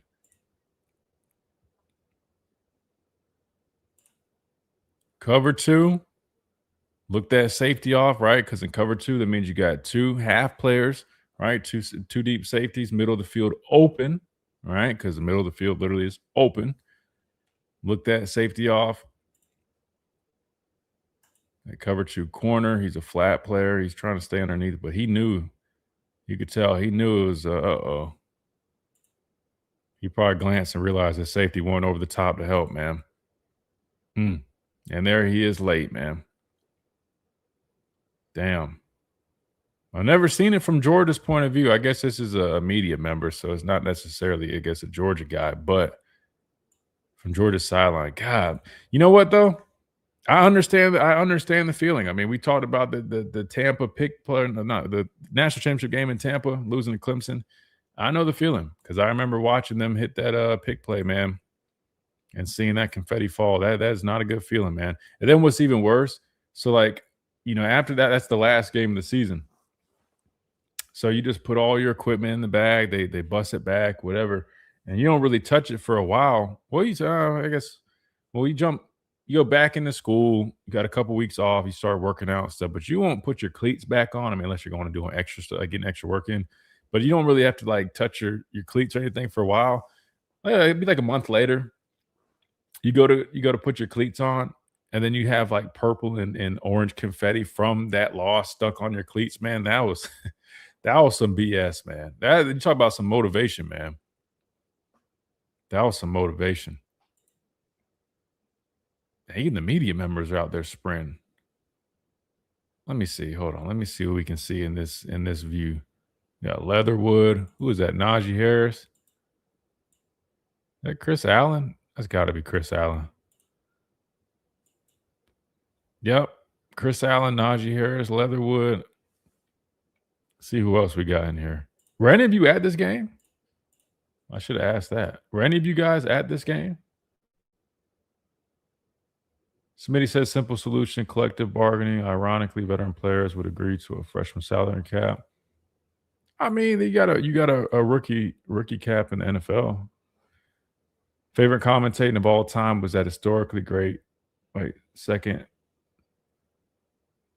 Oh, you're talking about this was your favorite, and the second one was the what?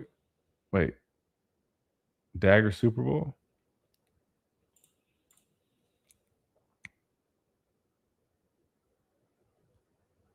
Sorry, I'm just trying to go through here. I'm trying to see who's that.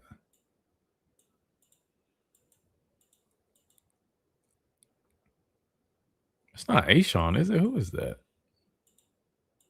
I don't know who that was. Big Pain. See Frazier in the back. Man, I was trying to see if they had a video part of that picture I was talking about because I know that when they're interviewing Jalen that I walked by on that one, but that's not from where that picture was. I gotta find that picture, man. I'll find it here in a second. Let's see.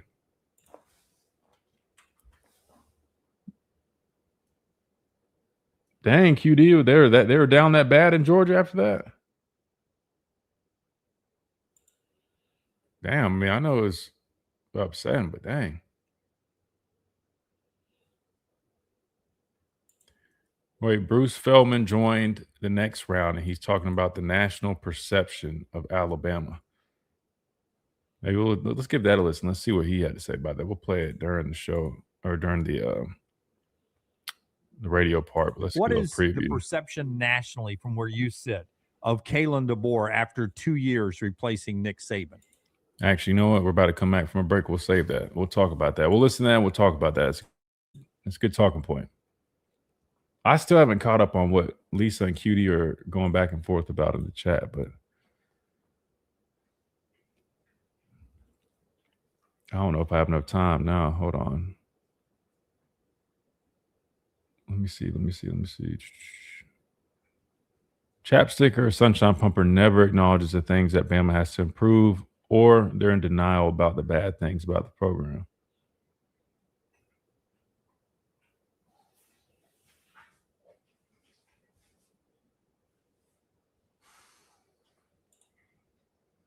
I mean, I think that's a fair definition of chapstick. To me, I think chapstick, like he said, to me, it's just like you just, to me, even as a fan, whether in the media, you're a fan, whatever, I'm just about objectivity, right? I think because there's nothing wrong with that, right? You talk about the good, but you also talk about the bad because I mean that's just at least that's my job. I guess you guys don't have to do that. But to me, I would say like chapsticking or like sunshine pumping is, the running game was like historically bad last year. That's just a fact. So if you mention that, that's a fact. That's not being negative. That is just a fact. It was historically bad. I'll talk about how it can improve, but if I also don't have enough evidence, like right now, I can point out that I think it will be improved, but I don't have enough evidence to say it's just going to be like completely improved. I mean, to me, that chapsticking would be trying to find every excuse under the book of why it was bad last year, why it's going to magically be this top rushing attack. So that's kind of no, that's where I view it. Let me bring us back.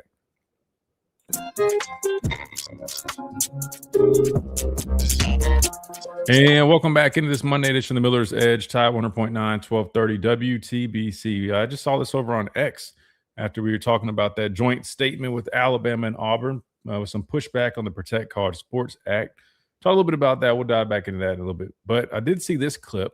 Looks like Bruce Feldman is on the next round, or he was on the next round earlier today, and he was talking about the national perception of Alabama. I feel like that's a pretty fitting conversation to have. We always talk about. We kind of talking about the I guess the outlook right now in terms of the offseason. Well, let's hear what Bruce Feldman had to say in terms of the national perception currently of Alabama football. What is the perception nationally from where you sit of Kalen DeBoer after 2 years replacing Nick Saban?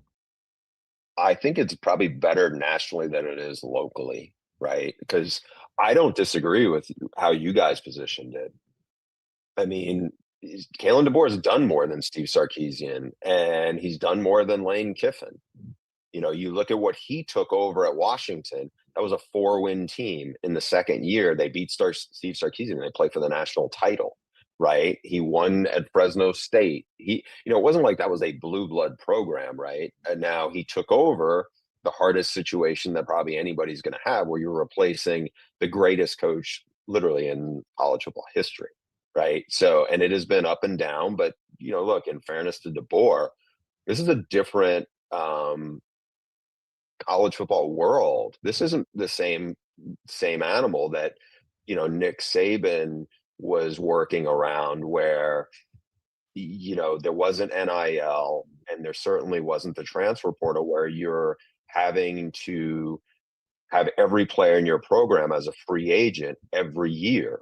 And it just creates a lot of, I don't want to say unintended consequences and headaches, but it's just really different. And I think that has created overhauled the balance of power, but has created a lot more parity within the SEC. And we see that. I think he's a really, really good coach. You look at his record against top teams, Sark's record against top teams, Lane's record, they're not even close to what Kalen DeBoer has done. So again, those guys are really good coaches, but I think DeBoer is a really, really good coach. I just think it is such a hard job to replace Nick Saban, and I think there's been a lot of growing pains. I think it's a positive that now they're at least bigger physically on the defensive side of the ball. I think that'll help them, and we'll see what they get out of whoever's going to be the quarterback. I think the other thing, they had a big recruit in EJ Crowell to keep locally. I mean, it's been a while since Alabama's had what felt like a great running back or a big time running game, and we'll see if they can get back to that. I'm very curious, because I think I heard what you said about where they're going to be ranked in the preseason. I mean, I don't think they're a top 5 team, but I do think they can be a playoff team. Just depends on how good they get, offensively in the quarterback play, and if the run game gets a lot better, which I think it will. All right, so that was Bruce Feldman again joining the next round earlier today. Credit those guys in their show for that piece that we just heard there. But I want to ask you, Chase. I'm gonna pass to you, and of course, anytime I ask Chase a question, I'm asking you guys, the audience, whether it's radio and any of our streams, X, YouTube, whatever the case may be. I want to get y'all's answers as well. Bruce Feldman believes that the perception nationally is actually better than it might be locally in terms of the outlook for Alabama football, at least over the last couple seasons, Chase, and I guess looking ahead as well. Chase, you tell me, fact or cap, do you agree with that or no, that the outlook nationally is better than it might be locally? When we say locally, not just like local media, but I mean, because these guys are based in Birmingham. So I would say locally, like the state of Alabama, right? Like the true, and I'm not saying you're not a true fan if you're not around here, but you get the point, right? Nationally or locally, which one do you think the perception is higher for Alabama? That's such a good question, honestly. Yeah, it is. Man, that's hard. I would say I would say I would say fact. I think this, and I always go back to this because it's the bell cow of it, but Bama fans, the Bama media, people that cover Bama, the standard is still the standard. No matter the coach, the player, whatever is presented on Saturday nights, Saturday evenings, Saturday mornings, we are expected to win. And I think with the national media, it's kind of, they're kind of giving, I would say, more grace because Kalen DeBoer is under a new regime with Alabama. He's still figuring out stuff. I understand it is about to be, I believe, year 2, year 3, but I feel like they're more relaxed. They're not used to so much demand that Alabama has every season. And it's just they see perfection, nothing else. If it's not perfection, if it's not the way that Alabama fans have seen it for years and years and years, then it's not what needs to be done here in Tuscaloosa. While other schools or other platforms are kind of used to the up and down years, Alabama has been successful for years and years and years. So I think it's just throwing everything into disarray a little bit, So I would say fact for sure. It is tough, but for me, I'm almost going to say, because on one end, I view it like, man, you talk about the standard that Alabama fans have for the program, and we know, I mean, it's through the roof. But I also know that nationally, I feel like a lot of people, it depends on who you ask, but I almost feel like locally the perception, or I guess the immediate fan base, I would say it feels a little bit more. I guess it depends on what side of the fan base, because I feel like there's a little bit of a split, right? You got like half the fan base that's very much like, hey, we're bought in, we're buying into Kalen DeBoer and his product. We're confident that things are going to get better. And they really lean into like those positives, right? Then you got another portion of the fan base that leans a little bit more into kind of what we've talked about, where yes, there's been a lot of great moments, but there's also been, somebody said like this, I mean, there's some really high highs, but then there's also some low lows, right? Whether it's Florida State, Oklahoma 2024, the Michigan Bowl game, the SEC championship game. But I would say, based off of what I hear nationally, I don't know, man. I feel like nationally, man, people aren't completely sold either. But then I've also feel like it's kind of turned around some, because I feel like recently I've heard guys like, Cole Kubick and Greg McElroy, they've been like extremely high on Alabama, and especially with Kalen DeBoer. In fact, I feel like Greg McElroy is much more on board with Alabama now than he was when Coach Saban was the head coach. It's kind of interesting. It's like every time I hear Greg talk about Alabama currently under Coach DeBoer, it's like he is like super positive. I know Josh Pate's been pretty high on Alabama for the most part. I mean, there's definitely question marks.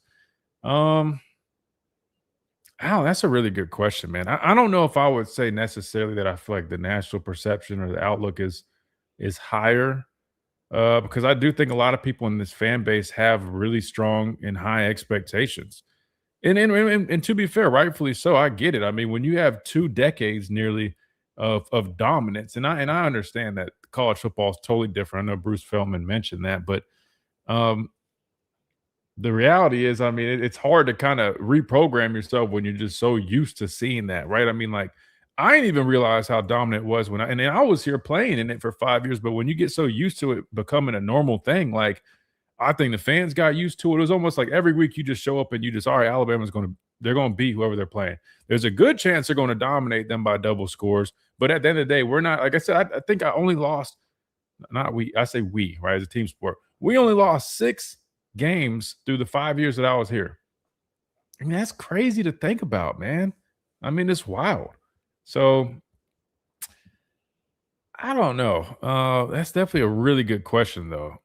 Really good question. I guess it depends on what side of the fan base you ask. But I will say, I mean, I feel like Alabama fans, I mean, like there's a lot that they're looking for from from this upcoming season, really just from this staff. I mean, there's a lot of questions that they want answered just because of those inconsistencies. Is that's the best way I would sum it up? Because Bruce said, I mean, we talked a little bit about this last week, right? If you stack up Kalen DeBoer with Steve Sarkisian, Lane Kiffin, I mean, his record against ranked opponents is going to be better. His record against those coaches directly is going to be better. He's made it to a national championship game. He's won conference championship games prior. He made it to the conference championship game already in his second year in the SEC. I talked about this with my dad. He really, like, if you check all those, if you line him up next to pretty much any coach outside of Kirby Smart, I mean, Dabo Swinney, and he's won national championships and conference championships. I know they're in the Cupcake Conference, so I'll throw him in there. I know they haven't been what they've been, but Ryan Day will throw him in there as well. Outside of really those 3, I mean, his resume and what he's done is probably going to stack up and be better than pretty much everybody else. But it's just those inconsistencies that holds him back from being the clear-cut answer. That's really what it comes down to.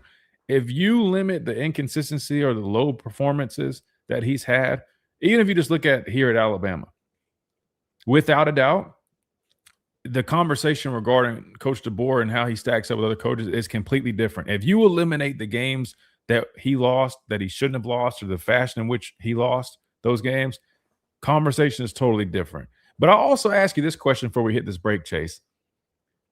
If you were to take what Coach DeBoer has done over the last 2 seasons here since he's been in Alabama, which was year 1, he went 9-3, didn't make the playoffs, but played in a bowl game. Then the following year, he went 10-2, made it to the SEC championship game. I'm not just going to say a conference championship game because you got to put some respect on the SEC championship game, knowing how hard that is. And also led his team to the playoffs, won a playoff game. Matter of fact, I think they're the first team to win a playoff game on the road. But then we know how it went, got beat down by Indiana the following round. That said, my question is, before we hit this timeout, if you change the logo or the brand, do you think the outlook would be different? Meaning, say he did what he's done here at Alabama the last 2 years, but he did it at, let's say, LSU, Ole Miss, whoever, Tennessee, right? One of these other programs, right? That's not Alabama. Do you feel like people would give him a lot more credit than he's being given right now as the head coach at the University of Alabama? I'll let you guys think on that during this timeout, and we'll answer that when we come back on this Monday edition of the Miller's Edge. Tide 100.9, 1230, WTBC. 205-342-9904 is the number if you guys want to give us your answers or ask some questions on the phone lines. We're open. Plus, you can always join us on the streams. We're loaded. We got a whole bunch of people in here across all platforms. So come hang out with us at the Miller's Edge on YouTube, X, at Christian Miller on X as well, and the Tide 100.9 Facebook page as well. Quick timeout. We come back. We get y'all's answers right here, Tide 100.9, 1230, WTBC.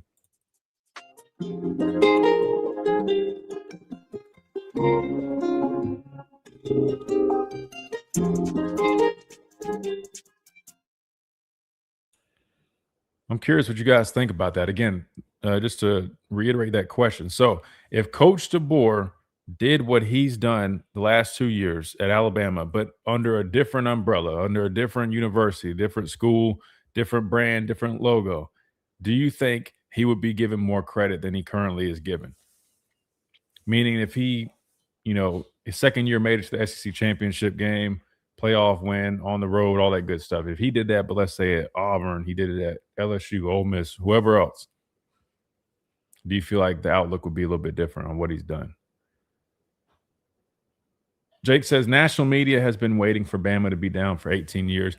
I mean, you definitely got people that kind of, I guess, happy that Bama's not just dominating year in and year out like they did before. I mean, I can understand why it would get old. But I don't know. I mean, I feel like there's a lot of people on the national side that are definitely pretty critical because here's the thing, though. I think what they're doing is they're just lining everything up to Coach Saban, which I don't think is right. I don't think that's what you should do. You know, things are totally different. Landscape's different. I mean, it's just a different beast. Now that Coach Saban wasn't a part of the NIL world, right? Remember, Coach Saban coached what? NIL started in what, 21? So he would have been, and then there's transfer portal too, which that's the funny thing. People make it seem as if like he wouldn't have been able to operate. You guys remember, he brought in guys like Jahmyr Gibbs. He brought in Jermaine Burton. He brought in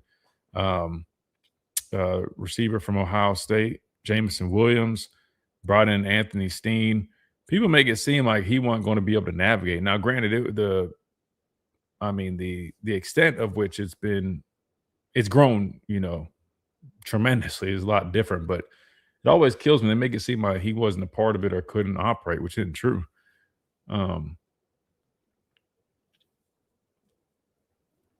So Patriotic says, I think another team's fans would be ecstatic about what he's done. Yeah, I was going to say that. I mean, if we're being honest here, I think another point is, so we mentioned, right, like his highs are high and they're better than most, but then the lows are definitely, they're eye-catching. But I will also acknowledge, I think because it's Alabama and the standards are so high, a lot of the good that he has done is often discredited. I will say that that's unfortunate on his behalf, because it is Alabama. It's almost like, hey, you made it to the SEC championship game. You know, you guys got beat pretty bad, but I feel like if it was another school, people would be pretty fired up. My dad was just on here bragging about South Carolina back when they had Steve Spurrier. They made it to the SEC championship game. They got their ass whooped by Cam Newton and Auburn, but I was like, come on, man. Cutie said, most definitely DeBoer was doing this at Ole Miss, UT, or South Carolina. He would be king. Yeah. Yeah. Expectations here are just different, man. He don't run the ball, another fan base would be pissed off too. Listen, there would be some things they would be frustrated with, but I think overall they would be willing to kind of overlook some of that stuff a little bit easier than our fan base would be or is willing to. Personally, I think so.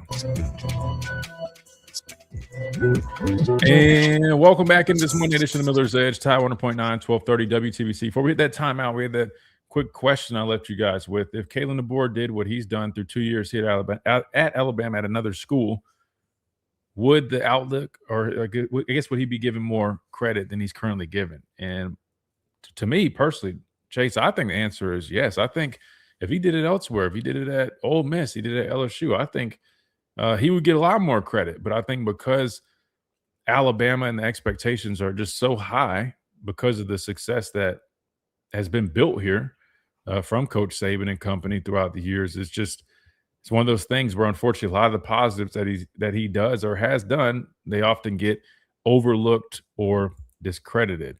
Do you have any thoughts on that, Chase, before we hit these phone lines? Yeah, I agree with you 100%. I think it's just because other schools, you know, they're not used to the demand and not used to just how much winning is expected here in Tuscaloosa. So I agree 100%. Yeah, if this was like an American Conference team or a Pac-12 or even a Big Ten, he would have a statue outside of a stadium because it's unheard of just to have that success that quickly. But because Alabama, I wouldn't say is used to it, but it's win or bust. It's like, it's okay. You know, that third season is important. Like they wouldn't be having conversations out of the schools like you mentioned, like an Ole Miss or a Tennessee or even like I would say Ohio State. You know, I think his job would be safe if he was doing this at Ohio State for sure. You know, I just thought about this. I just read this comment from Kyle in the Chase, and most schools would love to have had what Katie has done at Alabama. If he wins a natty at Alabama, the next few years, a lot of bad losses will be forgotten, which again, winning cures everything. But you know what that made me think about is that even if he were to say he won one national championship within like 6, 7, 8 years, which is very hard to do, it's a huge accomplishment. I'm almost under the belief that because Coach Saban won so many, people probably would even discredit that. Am I wrong in thinking that? But for some reason, I get the vibe that even if he were to win a national, I guess I guess what I'm getting at is because he followed the man and he wasn't the man that followed the man. I feel like his legacy here is always going to probably be discredited or discounted. And I hate that for him because he's a really good coach, really nice guy. I mean, like, but I just think I guess just like the whole situation, I feel like he's kind of fighting an uphill battle here. Like where if I genuinely believe if he won a national championship, I think people would definitely be excited and they'd celebrate it. But then say the next year, just what I'm saying, I just feel like I don't even know if he's in a winning battle here, man, just because of who he's following up. And we're just being totally transparent. That's just kind of how these expectations work around here. I think he definitely would get a lot of recognition, but not nearly as much as if he was somewhere else or, a place that didn't have expectations that are just pretty much unrealistic. All right, let's do this. I know we got to catch back up on a break. We got Digger on the phone line, so we'll take our time out and stay on schedule. When we come back, we'll come back and we'll give Digger plenty of time. I'm curious what he has to say. I'm really, oh God. If you guys are new around here, we got a bunch of people listening. Gear up for this one. This should be an interesting phone call. 205-342-9904. We got to hit time out. We come back. We keep on rolling right here on this Monday edition of Miller's Edge. Tide 100.9, 1230 WTBC.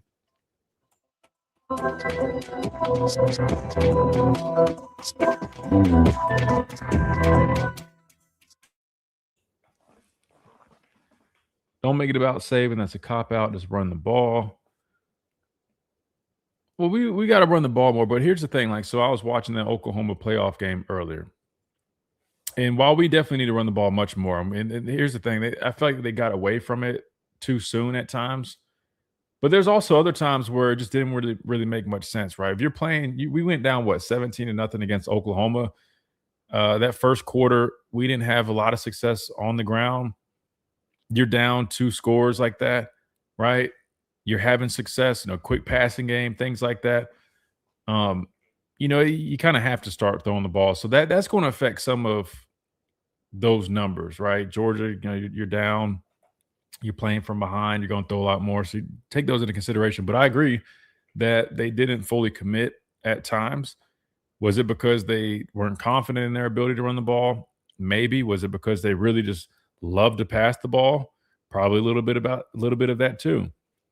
But one thing I will point out, though, is I know a lot of people have been talking about like RPO game. And I think people are mixing up, right? So like, zone read, quarterback design, run, which those can be implemented in like RPO type stuff. RPO just means run pass option. And if you go back and watch, we had some RPO game or elements at least to our offense. So I've heard like Josh Pate mention that. And I don't know if they're kind of mixing up terminology or maybe they're thinking of something else, but I'm just pointing out, if you watch the tape, there's a lot of, not I wouldn't say like a lot, but there's definitely RPO elements in this offense. You just go back and watch the Oklahoma playoff game. Remember, all it is a run pass option. That doesn't mean the quarterback's going to run or he's going to pull it on his own read action. That just means the offensive line is blocking things like whether it's zone, duo, whatever. But the quarterback, depending on pre-snap, post-snap, he's going to make a decision whether he's going to just, leave it or he's going to pull it, hit a quick hitch, quick out, whatever the route combination might be. And we ran a number of those in that Oklahoma game. In fact, had some decent success doing that. But like I said, I have that breakdown coming soon. It's going to be mostly – I was going to do a little bit of everything, but I think I'm just going to focus on the running game from that Oklahoma playoff game. And I should put that out maybe tomorrow or Wednesday. Indiana is a heavy – yeah, exactly. Yeah, that's why when people are saying this, like it's kind of interesting because you can tell if people like really know football or if they're kind of just like saying things. Because to me, I'm like, well, Keelan Russell, Austin Mack, I mean, they're almost making it seem like they're going to run more RPO because they're better athletes. But I would argue that that doesn't really mean anything. That's a great example. Indiana's offense is an RPO-based offense, right? They run split zone, duo, inside zone. And really all that means is the offensive line's going to block that way. Running back's it's going to look like that. They're basically running that running play, but they have the option to, depending on whether, they see corner and or say secondaries in certain coverage or, you got press man or something like that, or they're playing deep off, like we would be playing off a lot. Our corners like 10 yards off. What's Mendoza going to do? Right? He's going to pull that football and he's going to hit a quick hitch, quick curl. That's all RPO is. So I've been a little confused why people are making it seem like because our quarterbacks are a little bit more athletic, you'll see more of that because it doesn't really require that. Does that make sense? So, all right, let's take this call from Digger. And welcome back into this Monday edition of the Miller's Edge, Tide 100.9, 1230 WTBC. Back to the phone lines we go. We got our guy Digger, Texas' biggest fan that loves Tide 100.9. Digger, welcome in. Yeah, devil's advocate. Okay. Just being honest, devil's advocate. Okay. So, you know that you haven't lost a Vanderbilt in what, 40 years?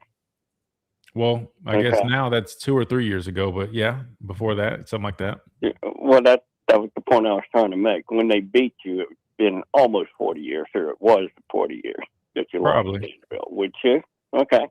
Mm-hmm. And we're going to be, and I'm just going to look at it as it is. Okay. Okay. You're laying eggs. Okay. Did Saban ever lay an egg? Yeah, once or twice. Okay. And he was able to make up the difference with Natty. Okay. Now, the argument I'm having here is you're saying if it was any other program like Ole Miss, Tennessee, it would be more impressive simply because the talent is not there like it is at Alabama. It wasn't me that said it. You guys pushed the narrative that you had the best roster in the nation the first year you was there. Okay. Whoa! When you say you guys, now make that clear because if I remember correctly, no, because you can go back and listen to our me and my dad who watched football and played the game. We're the only ones saying PFF has us as having the number one offensive line in the country. We have no idea where they came up with that, nor do we agree with that. Everybody else in the media here, locally, nationally, we're going with. They see PFF says that. And they're saying that. They say Caden Proctor is going to be like the number one tackle taken. We were the only people it felt like saying, hey, respectfully, we don't see that. And people got upset with us. They made it seem like we're haters. And then what happened? They ended up saying what we were talking about. So I wouldn't include us specifically in that. But I hear what you're saying. Go ahead. I will say that, okay? You didn't say it. Thank you. You can best believe Gary Harris said it. You can best believe Ryan Fowler said it. Listen, I can't speak for them, Digger. I watch tape. I don't know if they do or not, but I'm just saying that's just me. But that was the narrative all day long. Yeah, okay? I agree. And so when you lose to Vanderbilt, okay, and again, I don't know why, but you lost to Oklahoma. Mm-hmm. Okay. And they were having trouble adjusting to the SEC. And you found a way to lose to them too. Okay. The point I'm trying to make here is that he was going 10-2, 11-2 in the Pac-12. And when he gets his fingers wet in the SEC, he's lost 4 games in the 2 seasons. Mm-hmm. Okay. Now, granted, he did get to the SEC championship by tiebreaker. Let's call it what it is. It was a tiebreaker. Okay. You had 4 teams in the SEC went 7-1, but you got in because you beat Georgia. Tiebreaker. Okay. That's a big deal, though. I mean, you didn't play. I'm just saying, it's a numbers game when you get to the SEC. Until you go head to head with everybody in the conference, it's going to be a difficult way of trying to determine who gets to go to the SEC championship and who doesn't. Mm-hmm. Okay, you had 7-1. You had 4 teams that went 7-1 last year in the SEC. Okay, you got in because you beat Georgia, and Georgia beat Ole Miss, and Georgia and A&M lost. Okay, to Texas. So it's the egg laying, and y'all pointed out. And I'm just saying, he won and went 11-2, 11-1, or whatever with Michael Penix, who was a 6-year quarterback. Okay, he doesn't have that now, And I don't know where you're thinking he's going to do something this year because he's got a quarterback that hasn't taken very many snaps. Okay. Right. So the bottom line is you got to look at the SEC record. Is it better than Sarkisian right now at the SEC record? Is this record better than Sarkisian right now? I don't know. Yeah, I'm guessing you have the answer. The answer is no. Okay. And it's probably off by what? I mean, what's the difference here? Because he lost. We're only talking regular season records, right? Well, I get it. You can go regular season record, but it doesn't matter once you're counting the SEC championship too. And so am I. Okay, we both lost. Okay, and the point I'm trying to make is how many years? Wait. He lost 4 games. Well, here's the thing about the four games thing though is you're including postseason games. For like last season, they went 10-2 regular season. They lost in the SEC championship game, which is a conference game, and then the playoffs. So I mean, that to me is a little bit different when you're saying 4 losses there versus another team's 4 losses. But I get what you mean. But let me ask you this. So it was Steve Sarkisian's. What year was it when y'all made the SEC championship? Was it the second year also? Right? It had to be the second year, right? Or was it the first year that y'all were in the SEC? What was it? I don't remember. We went up against Georgia, and we lost to Georgia. But I'm saying, so that was y'all's first year in the conference, right? 2023. Yeah. Am I remembering that? All right. Yeah. Fair enough. Well, let me ask you this, because people in the chat were curious because they're saying you were talking about laying eggs, which that's just another way of putting disappointing performances. I've acknowledged that is the biggest shadow on Coach DeBoer's, I guess, resume is just those types of performances, at least in the last couple of years since he's been here. I agree with you there.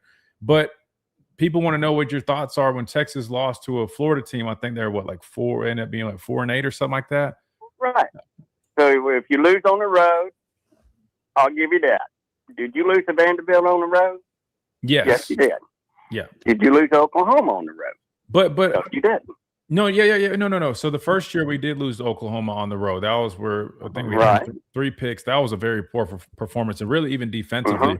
Was it Jackson Arnold? I think was the quarterback before he transferred to Auburn. I mean, their offense had nothing, but that dude ran all over the place, and it was very disappointing. But I would say this though. I think I don't remember what their record was that year, but last year Oklahoma was a playoff team. We lost them at home. Florida State ended up being a bad loss. That was the first game of the year, but Florida, though, for you guys, I mean, Florida was 4-8. They weren't a very good football team. So, I mean, that one's not a great one either. But I mean, I don't know about Steve Sarkisian about laying eggs frequently. I can't remember off the top of my head. I mean, I'm guessing you wouldn't classify him like that. I'm assuming. Georgia on the road, is that a laying an egg? Georgia on the road, no. But Florida was Florida. But I'm trying to think. I'll be honest. I don't know y'all's records or schedules off the top of my head. Like I do. Egg, in my sense of word, laying an egg is your favorite. Right. I agree. If you're favored at home and you lose, that's laying an egg. Yeah, no, that's fair. That's fair. If you're favored and you haven't lost to a team in 40 years, that's laying an egg. Yeah, no, I'm with you. I'm with you there. All right, well, Digger, we got 10. The point I'm trying to make, the ultimate conversation that we're having here is that he hasn't won the big game yet, has he? Has he won the big game yet? Who, Kalen DeBoer? Yeah, he hasn't won the big game yet. Wait, who are you talking about? Well, I mean, he didn't win the national championship. Well, no, not the SEC championship. And then if you're going up against Indiana, you didn't win that one either. No, but he beat Georgia twice in a row. He beat Georgia on the road at home for breaking their streak. So those are big wins, and there's a couple others. But we got to get out of here, Digger, because I do have to make room for Wyatt coming up next. But it's a good conversation, though. I appreciate you calling. Fair conversation. I hate to rush you off like that. All right, we appreciate all you guys listening. I got to get out of here on radio. I'll stay behind on the stream for a second, but we'll be back tomorrow for a Talking Tuesday edition right here on the Miller's Edge, Tide 100.9, 1230, WTBC.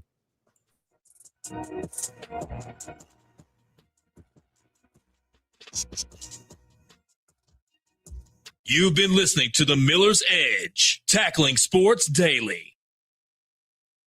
All right. Sorry, guys. That was a very rushed. Chase, tell Wyatt I apologize. That's on me. I didn't realize he was talking that long. I should have cut him off earlier. That's on me, man. Tell Wyatt I apologize. Let's see. Chat, y'all got any other questions real quick before I get out of here? I had to rush off a radio real quick. We got a whole bunch of people watching us, man, which is always cool, man. All you guys on X, if you guys enjoy daily shows and you haven't checked us out, I guess you're watching us now. You can always watch us on X, but if you have a YouTube channel, my only ask is you head on over to YouTube and you subscribe. It's not for nothing either, because we will be posting those breakdowns. If you guys are on here because you saw me post a breakdown on X, just know we're going to do some more. I got offensive breakdown coming up next. So then if you guys have any specific things you guys want us to watch or break down, we'll definitely we'll be happy to consider that. So drop it in a comment or let us know. Tag us in something. We'll definitely we'll take a look. Dwight says never favored against Georgia, but we are 10-4 in the last 20 years. Maybe Sark should call Kalen to see how not to get pants by Georgia. That's funny. I told you guys, Digger's always an interesting call. Sark couldn't dominate a mediocre Big 12. Sark has gotten punked 3 straight times by Kirby.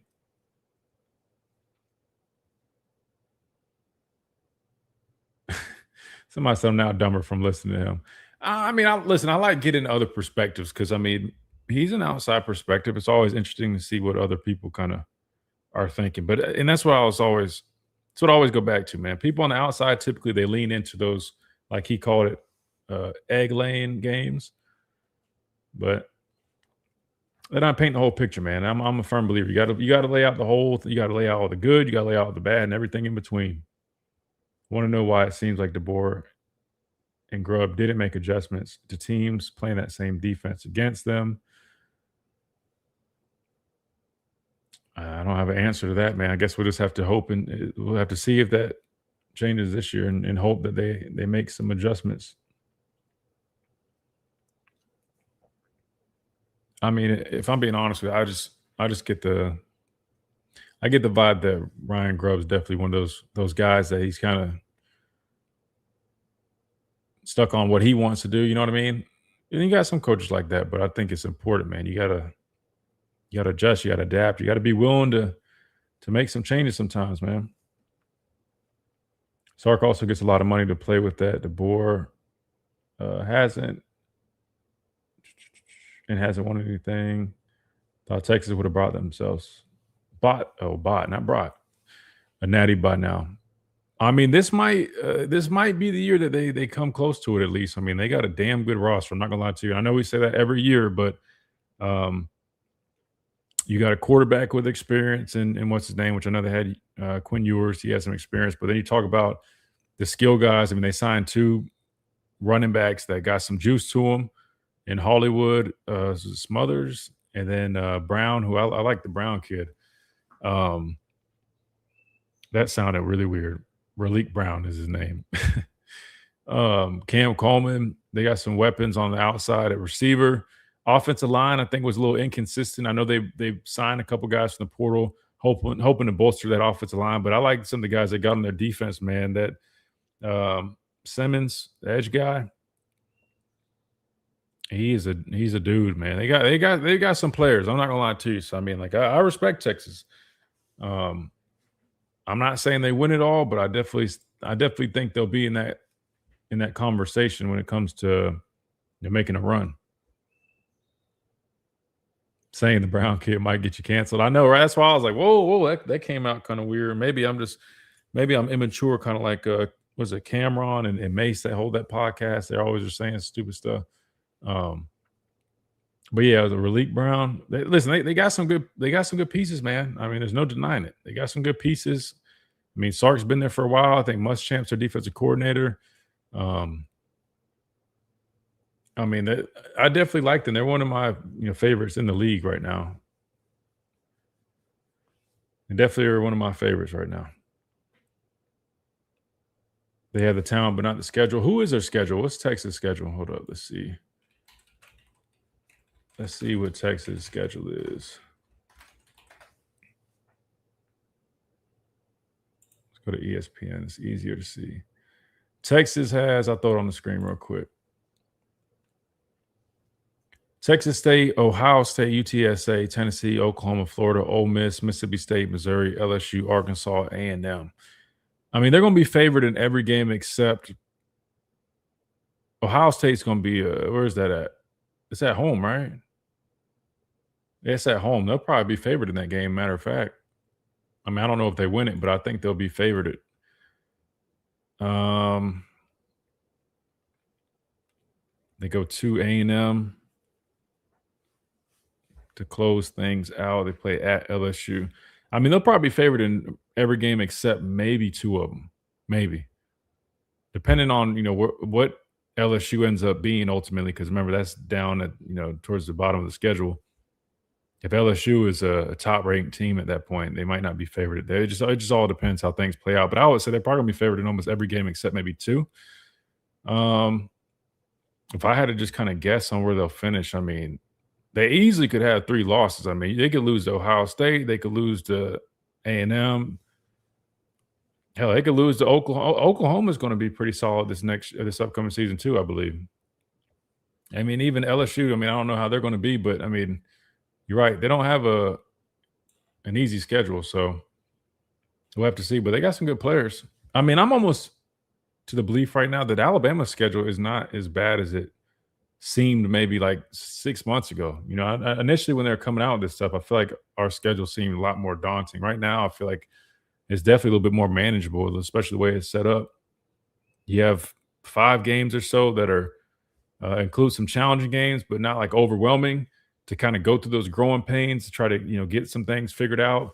And then you go into the gauntlet, right, that we know is going to be tough. But by then, you're hoping that you've kind of established an identity for this football team, which is really young, which has a lot of question marks. So while there's that rough patch, right, or that gauntlet that we get to, the good news is you got some very manageable games, but are challenging enough to really push your team and try to see what you got, figure out what you have and what changes need to be taken, or what changes need to be made. And then by that time, you get into that gauntlet, you should be a much better football team than you were kind of going into the season when you didn't really know exactly what you had, or guys just weren't quite where they needed to be at that point. Yeah, that Texas-Ohio State game should be a really good game, man. You talk about a bunch of NFL talent on the field. That's going to be a really good one. And it's a night game too, 6:30. That's going to be lit. Second week of college football, man. I can't wait, man. I'm fired up. It's going to be a fun season. I think it's going to be a fun season. Oh, wait, we got a super chat from Smitty, man. We got 500 people in here watching, man. Shout out to all of our new listeners or viewers, man. Welcome in. Appreciate you guys hanging out with us.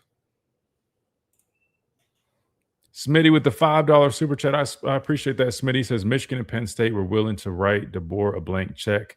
Mike Norvell was the other finalist to replace Saban, and we dodged a bullet. I'm glad it wasn't Mike Norvell. I mean, listen,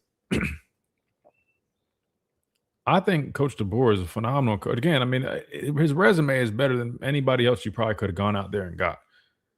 Is it the best fit in terms of, culturally, kind of what this place was built on, at least over the last 2 decades? Not really, just to be honest. Probably not the most ideal fit if you're just talking about building off of what Coach Saban had built in terms of the foundation. Their coaching styles, their philosophies, how they run things, how they do things. I mean, I'll be honest with you, they're almost polar opposites, man. Like being around Coach DeBoer, then of course spending as much time as I did with Coach Saban, it is literally like a complete 180. It's totally different. But that doesn't mean it's not going to be successful or it can't be successful. I always, I'm very adamant on that. I want to be clear, right? Like, two things can be true. They can be totally different. It could be a little bit of an awkward fit. I'm not saying it's necessarily trying to fit like a square peg to a round hole, but it's different. But that doesn't mean it can't work. I mean, I think there's 1,000 ways to skin a cat. You can have success all types of ways. Some might be a little bit more, I guess, ideal or a little bit, I guess, might have a little bit more odds of being successful, but the guy's proven to be successful where he's been at. So you just got to just wait and see. But I definitely like him better than, Mike Norvell. No, I'm good on that one. I mean, personally, and this is just me being biased here, and not really, because I feel like it's a common thing. If we didn't hire Kalen DeBoer, I definitely would have leaned towards hiring somebody, which I know the follow-up is, well, who would have fit that? I don't know who would have been available that would have fit this, but I've always been under the belief, like when you have somebody like Coach Saban, a figure, as notable as he is, somebody that was significant as impactful as he was, that left a legacy that's truly like no other. I've always been a firm believer, like try to follow that up with somebody that is an extension of that, right? Because it just helps keep that foundation in place. So whether that be somebody from his coaching tree, somebody, you know what I mean? Like I think that would have been, I think it would have helped maintain a lot of which he had kind of built. I'm just being honest with you, just from a foundational standpoint. But like I said, the follow-up is, well, who would that be? And I don't. Dan Lanning probably would have been. I know people mention Sark. I don't even know if, I'll be honest with you, I know Sark somewhat. No, he comes from Coach Saban's tree, but I don't know. I don't really. So I don't know. I feel like Dan Lanning's more of a fit than like Sark, if I'm being honest with you, just in terms of like their styles, how they do stuff. Dan was working with Kirby. Dan was here when I was Dan Lanning was a GA for my outside linebacker room that I was a part of here for, was it 2017 and maybe 2018 or maybe just 16 and 17. I can't remember. It was a year, maybe two. But he was just a GA when I was here. So he was a part of Coach Saban's staff. Then he got hired by Kirby. I think where did he go first? Did he go to Memphis or something? I can't remember anyway, but he was with Kirby for a while. So he's young. He kind of has that DNA to him. Like, to me, that would probably be similar. But anyway, again, that's all just kind of just hypothetical stuff. But I appreciate that super chat, bro. Seriously, thank you so much, man. We got anything else before I get out of here? If we can get to a 5-0 start, we're going 10-2. Let's pull up our schedule real quick. I just need a refresher. Let me get a refresher. I mean, if we go 5-0 to start, I mean, it's really just how you manage the gauntlet, right? I mean, if you go 2-2, which is very realistic, I mean, I think if you go 5-0, there's a much better chance of going 10-2. Let's see. Which I said, I mean, my prediction is more 9-3, but I think 10-2 is definitely possible. It just kind of depends on a couple factors. One of those, like you just mentioned, not having a loss that you shouldn't have, especially early on, right? Let me make this bigger for you guys. Eastern Carolina at Kentucky. A little bit of a challenge on the road early, but I think we ultimately walk away. Florida State at home. That's a revenge game. I mean, again, I don't even really know exactly what Florida State's going to be. I got to start doing my homework on them soon. Imagine we were 3-0 at that point. South Carolina, we got them at home. I think it'll be a good game. But see, like, that's one of those games where I'm like, that has a potential. I wouldn't necessarily call it a trap game, but I mean, they got Lenore Sellers back. They got Dylan Stewart, who is going to be a game wrecker, coming off the edge. They went to the portal. Peak, I don't know if he's going to be back. He got hurt his knee or whatever, but they went and got some guys. My dad's been talking about they made staff changes, so we'll kind of have to see what they end up being. But we know they played us hard the last 2 years, right? I mean, they almost, not even almost, they should have beaten us the last 2 years, right? Y'all know how we are. We call a spade on this show. We should have lost to South Carolina for 2 years in a row. If you remember, 2 years ago at home, they were really supposed to beat us. And then Lenore Sellers, he dropped the ball. He fumbled the football. And then even late in the game, if you guys remember, it was like, was it an onside kick? It was just like so many things were just going wrong. It was like we were doing everything in our power to lose that game. Which, speaking of the whole conversation about the outlook and perceptions, I think some of the national people see performances like that. Like, we're kind of skipping over because, we're just like, hey, a win is a win. But if you go back, like that 2024 game against South Carolina, we really should have lost that football game, just being honest. We narrowly escaped that. Even last season on the road, we probably should have lost South Carolina. It was another fumble. I mean, this time I think we forced it, right? It was Tim Keenan or Deontay Lawson. One of them forced it. The other guy recovered it. And then we ended up scoring. And there was that whole questionable decision. Everybody was like, why'd they let Alabama score? Remember who was it? Their safety. Matter of fact, he went to my high school. They let us take it on in the end zone for that touchdown. It was a big debate. Should they have made us kick the field goal? We're having field goal issues or kicker issues, I should say. So anyway, I say that to say, I mean, that very well could be I don't think just saying 5-0 is like an expectation, but that definitely is. I think it's possible, but it's not going to be easy. That's one of those games that I'm a little bit like, all right, at Mississippi State. I think it'll be Coach DeBoer's first time going to Mississippi State, hearing all them damn cowbells. And then that's when we get into the gauntlet: Georgia, Tennessee, Texas A&M, LSU. I saw people having this conversation. I meant to ask it earlier on the show, but I'll ask it tomorrow. What do we feel like is like the must-win game for Alabama for this upcoming season? We'll talk about that tomorrow. But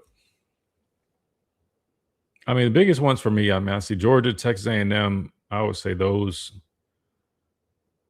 I would circle. At LSU, be interesting. People aren't talking about this much, but I mean, I'm curious to see what Auburn looks like. To be honest with you, I'm really curious.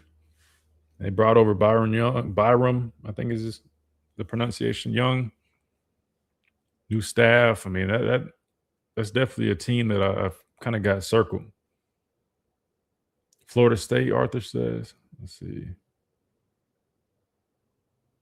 Nick says, I'm looking at it this way. The running backs were hurt and the offensive line wasn't very good, so I think they had no choice but to pass. But this year, the running backs hopefully stay healthy. Well, I'm going to talk about that too. I mean, listen, just going off of that playoff game, I mean, execution from the offensive line, that's going to be my first thing, right? Well, physicality is definitely a big one, but you'll see with this video I dropped, man, like lack of execution from the offensive line. I would argue, like, if you guys ask me, like, what was the biggest issue with our running game, I would almost argue that was more of an issue than even just like the lack of physicality. That was a problem. But the lack of execution by our guys was honestly, man, almost probably would say that was the biggest issue, which you can clean that up and you replace the coach. That's already a step in the right direction for that piece. So that leaves me a little bit more optimistic. But the other thing I want to talk about is we never really had a running back that could create, right? And if you go back and watch, like when I was in school and I had guys on my team like, Damian Harris, Najee Harris, Josh Jacobs, Kenyon Drake, Derrick Henry, TJ Yeldon. Like, those are all running backs that I played with when I was here. Those guys could create, man. Like if you go back and watch their highlights, you're not going to see everything blocked 100% to perfection every single time. Sometimes, man, as a running back, bro, you gotta make something happen. And there were just a number of times, man, if you just watch, like Daniel Hill, actually, he had some nice runs in that Oklahoma game in the playoffs. Jan Miller, when he was healthy, he would have some nice plays here and there, but we didn't really have anybody in that running back room that really could create, right? Like, yeah, things might be blocked pretty solid, but listen, you're also playing against good defenders. These guys are going to get off blocks. These guys are going to shoot gaps. Not everything's going to be perfect. Sometimes a running back, man, you got to make things. You got to make a guy miss. You got to put your foot in the ground. You got to cut, right? You know what I mean? Like, you got to see something that might not necessarily be there. Like, we ain't really have much of that either. So you combine poor execution on the offensive line with a running back room with, your starting running back was 240 pounds, so he's not super explosive or doesn't have a bunch of juice to him. Good player, but you know what I mean? Like, he is who he is. Jam, when he was healthy, he had some of that to him. didn't necessarily have great breakaway speed, in my opinion, but he could create a little bit. Outside of those two, then I liked what's his name early on when he stepped up. Kevin Riley hit the hole hard, but he didn't really, in terms of like shiftiness and really like finding things. I mean, his strong suit was really just he would just hit the hole hard, right? Halftime running into his offensive lineman, but at least he was trying to press things, just trying to get downhill. I mean, I respected it, but in terms of like having somebody like that's why I think EJ Crowell or maybe even a guy like AK Deer, if he's taking that next step, that's to me, I think what's going to separate those guys and what's ultimately really going to help not only the running back room but the running game outside of just the offensive line. Like you got to have some backs that can make plays, or even that young Trayshawn Brown, the young kid. Like I think the reason he stood out so much this spring is because he was creating. You see what I'm saying? Like, it's not like the offensive line, which is that much better. But when you see him going out there and he's making guys miss, running through arm tackles, that was something you just didn't see a whole bunch of last year. So I'll talk about that in this video I'm going to do. I mean, it's a lot is on the offensive line, but there's also some accountability from the running backs that hopefully is addressed because that played a big role in it last season as well. All right. I would love to stay here because I see that our views are just flying up. I mean, we've got 535 people in here watching. But I got to get out of here to make some lunch. If you guys are just tuning in, feel free to rewind the show. Again, if you guys are new here, I imagine we got a bunch of new folks in here. This is our radio show. We do it Monday through Friday, 11 to 1, same time, every single day, on these same platforms every single day. Come hang out with us. Come check it out. We talk everything from football. We dabble in some other sports, mainly talk about Alabama, SEC, all that good stuff. But if you guys are on X, head on over once we finish this up in a couple seconds to our YouTube channel. Subscribe if you guys don't mind if you have a YouTube channel. That way you stay up to date with everything because outside of the radio show that we do weekdays, we also will be posting breakdowns. Go watch the one I posted yesterday. I did a breakdown on the defense. We talk X's and O's. We break down tape, especially once the season gets here.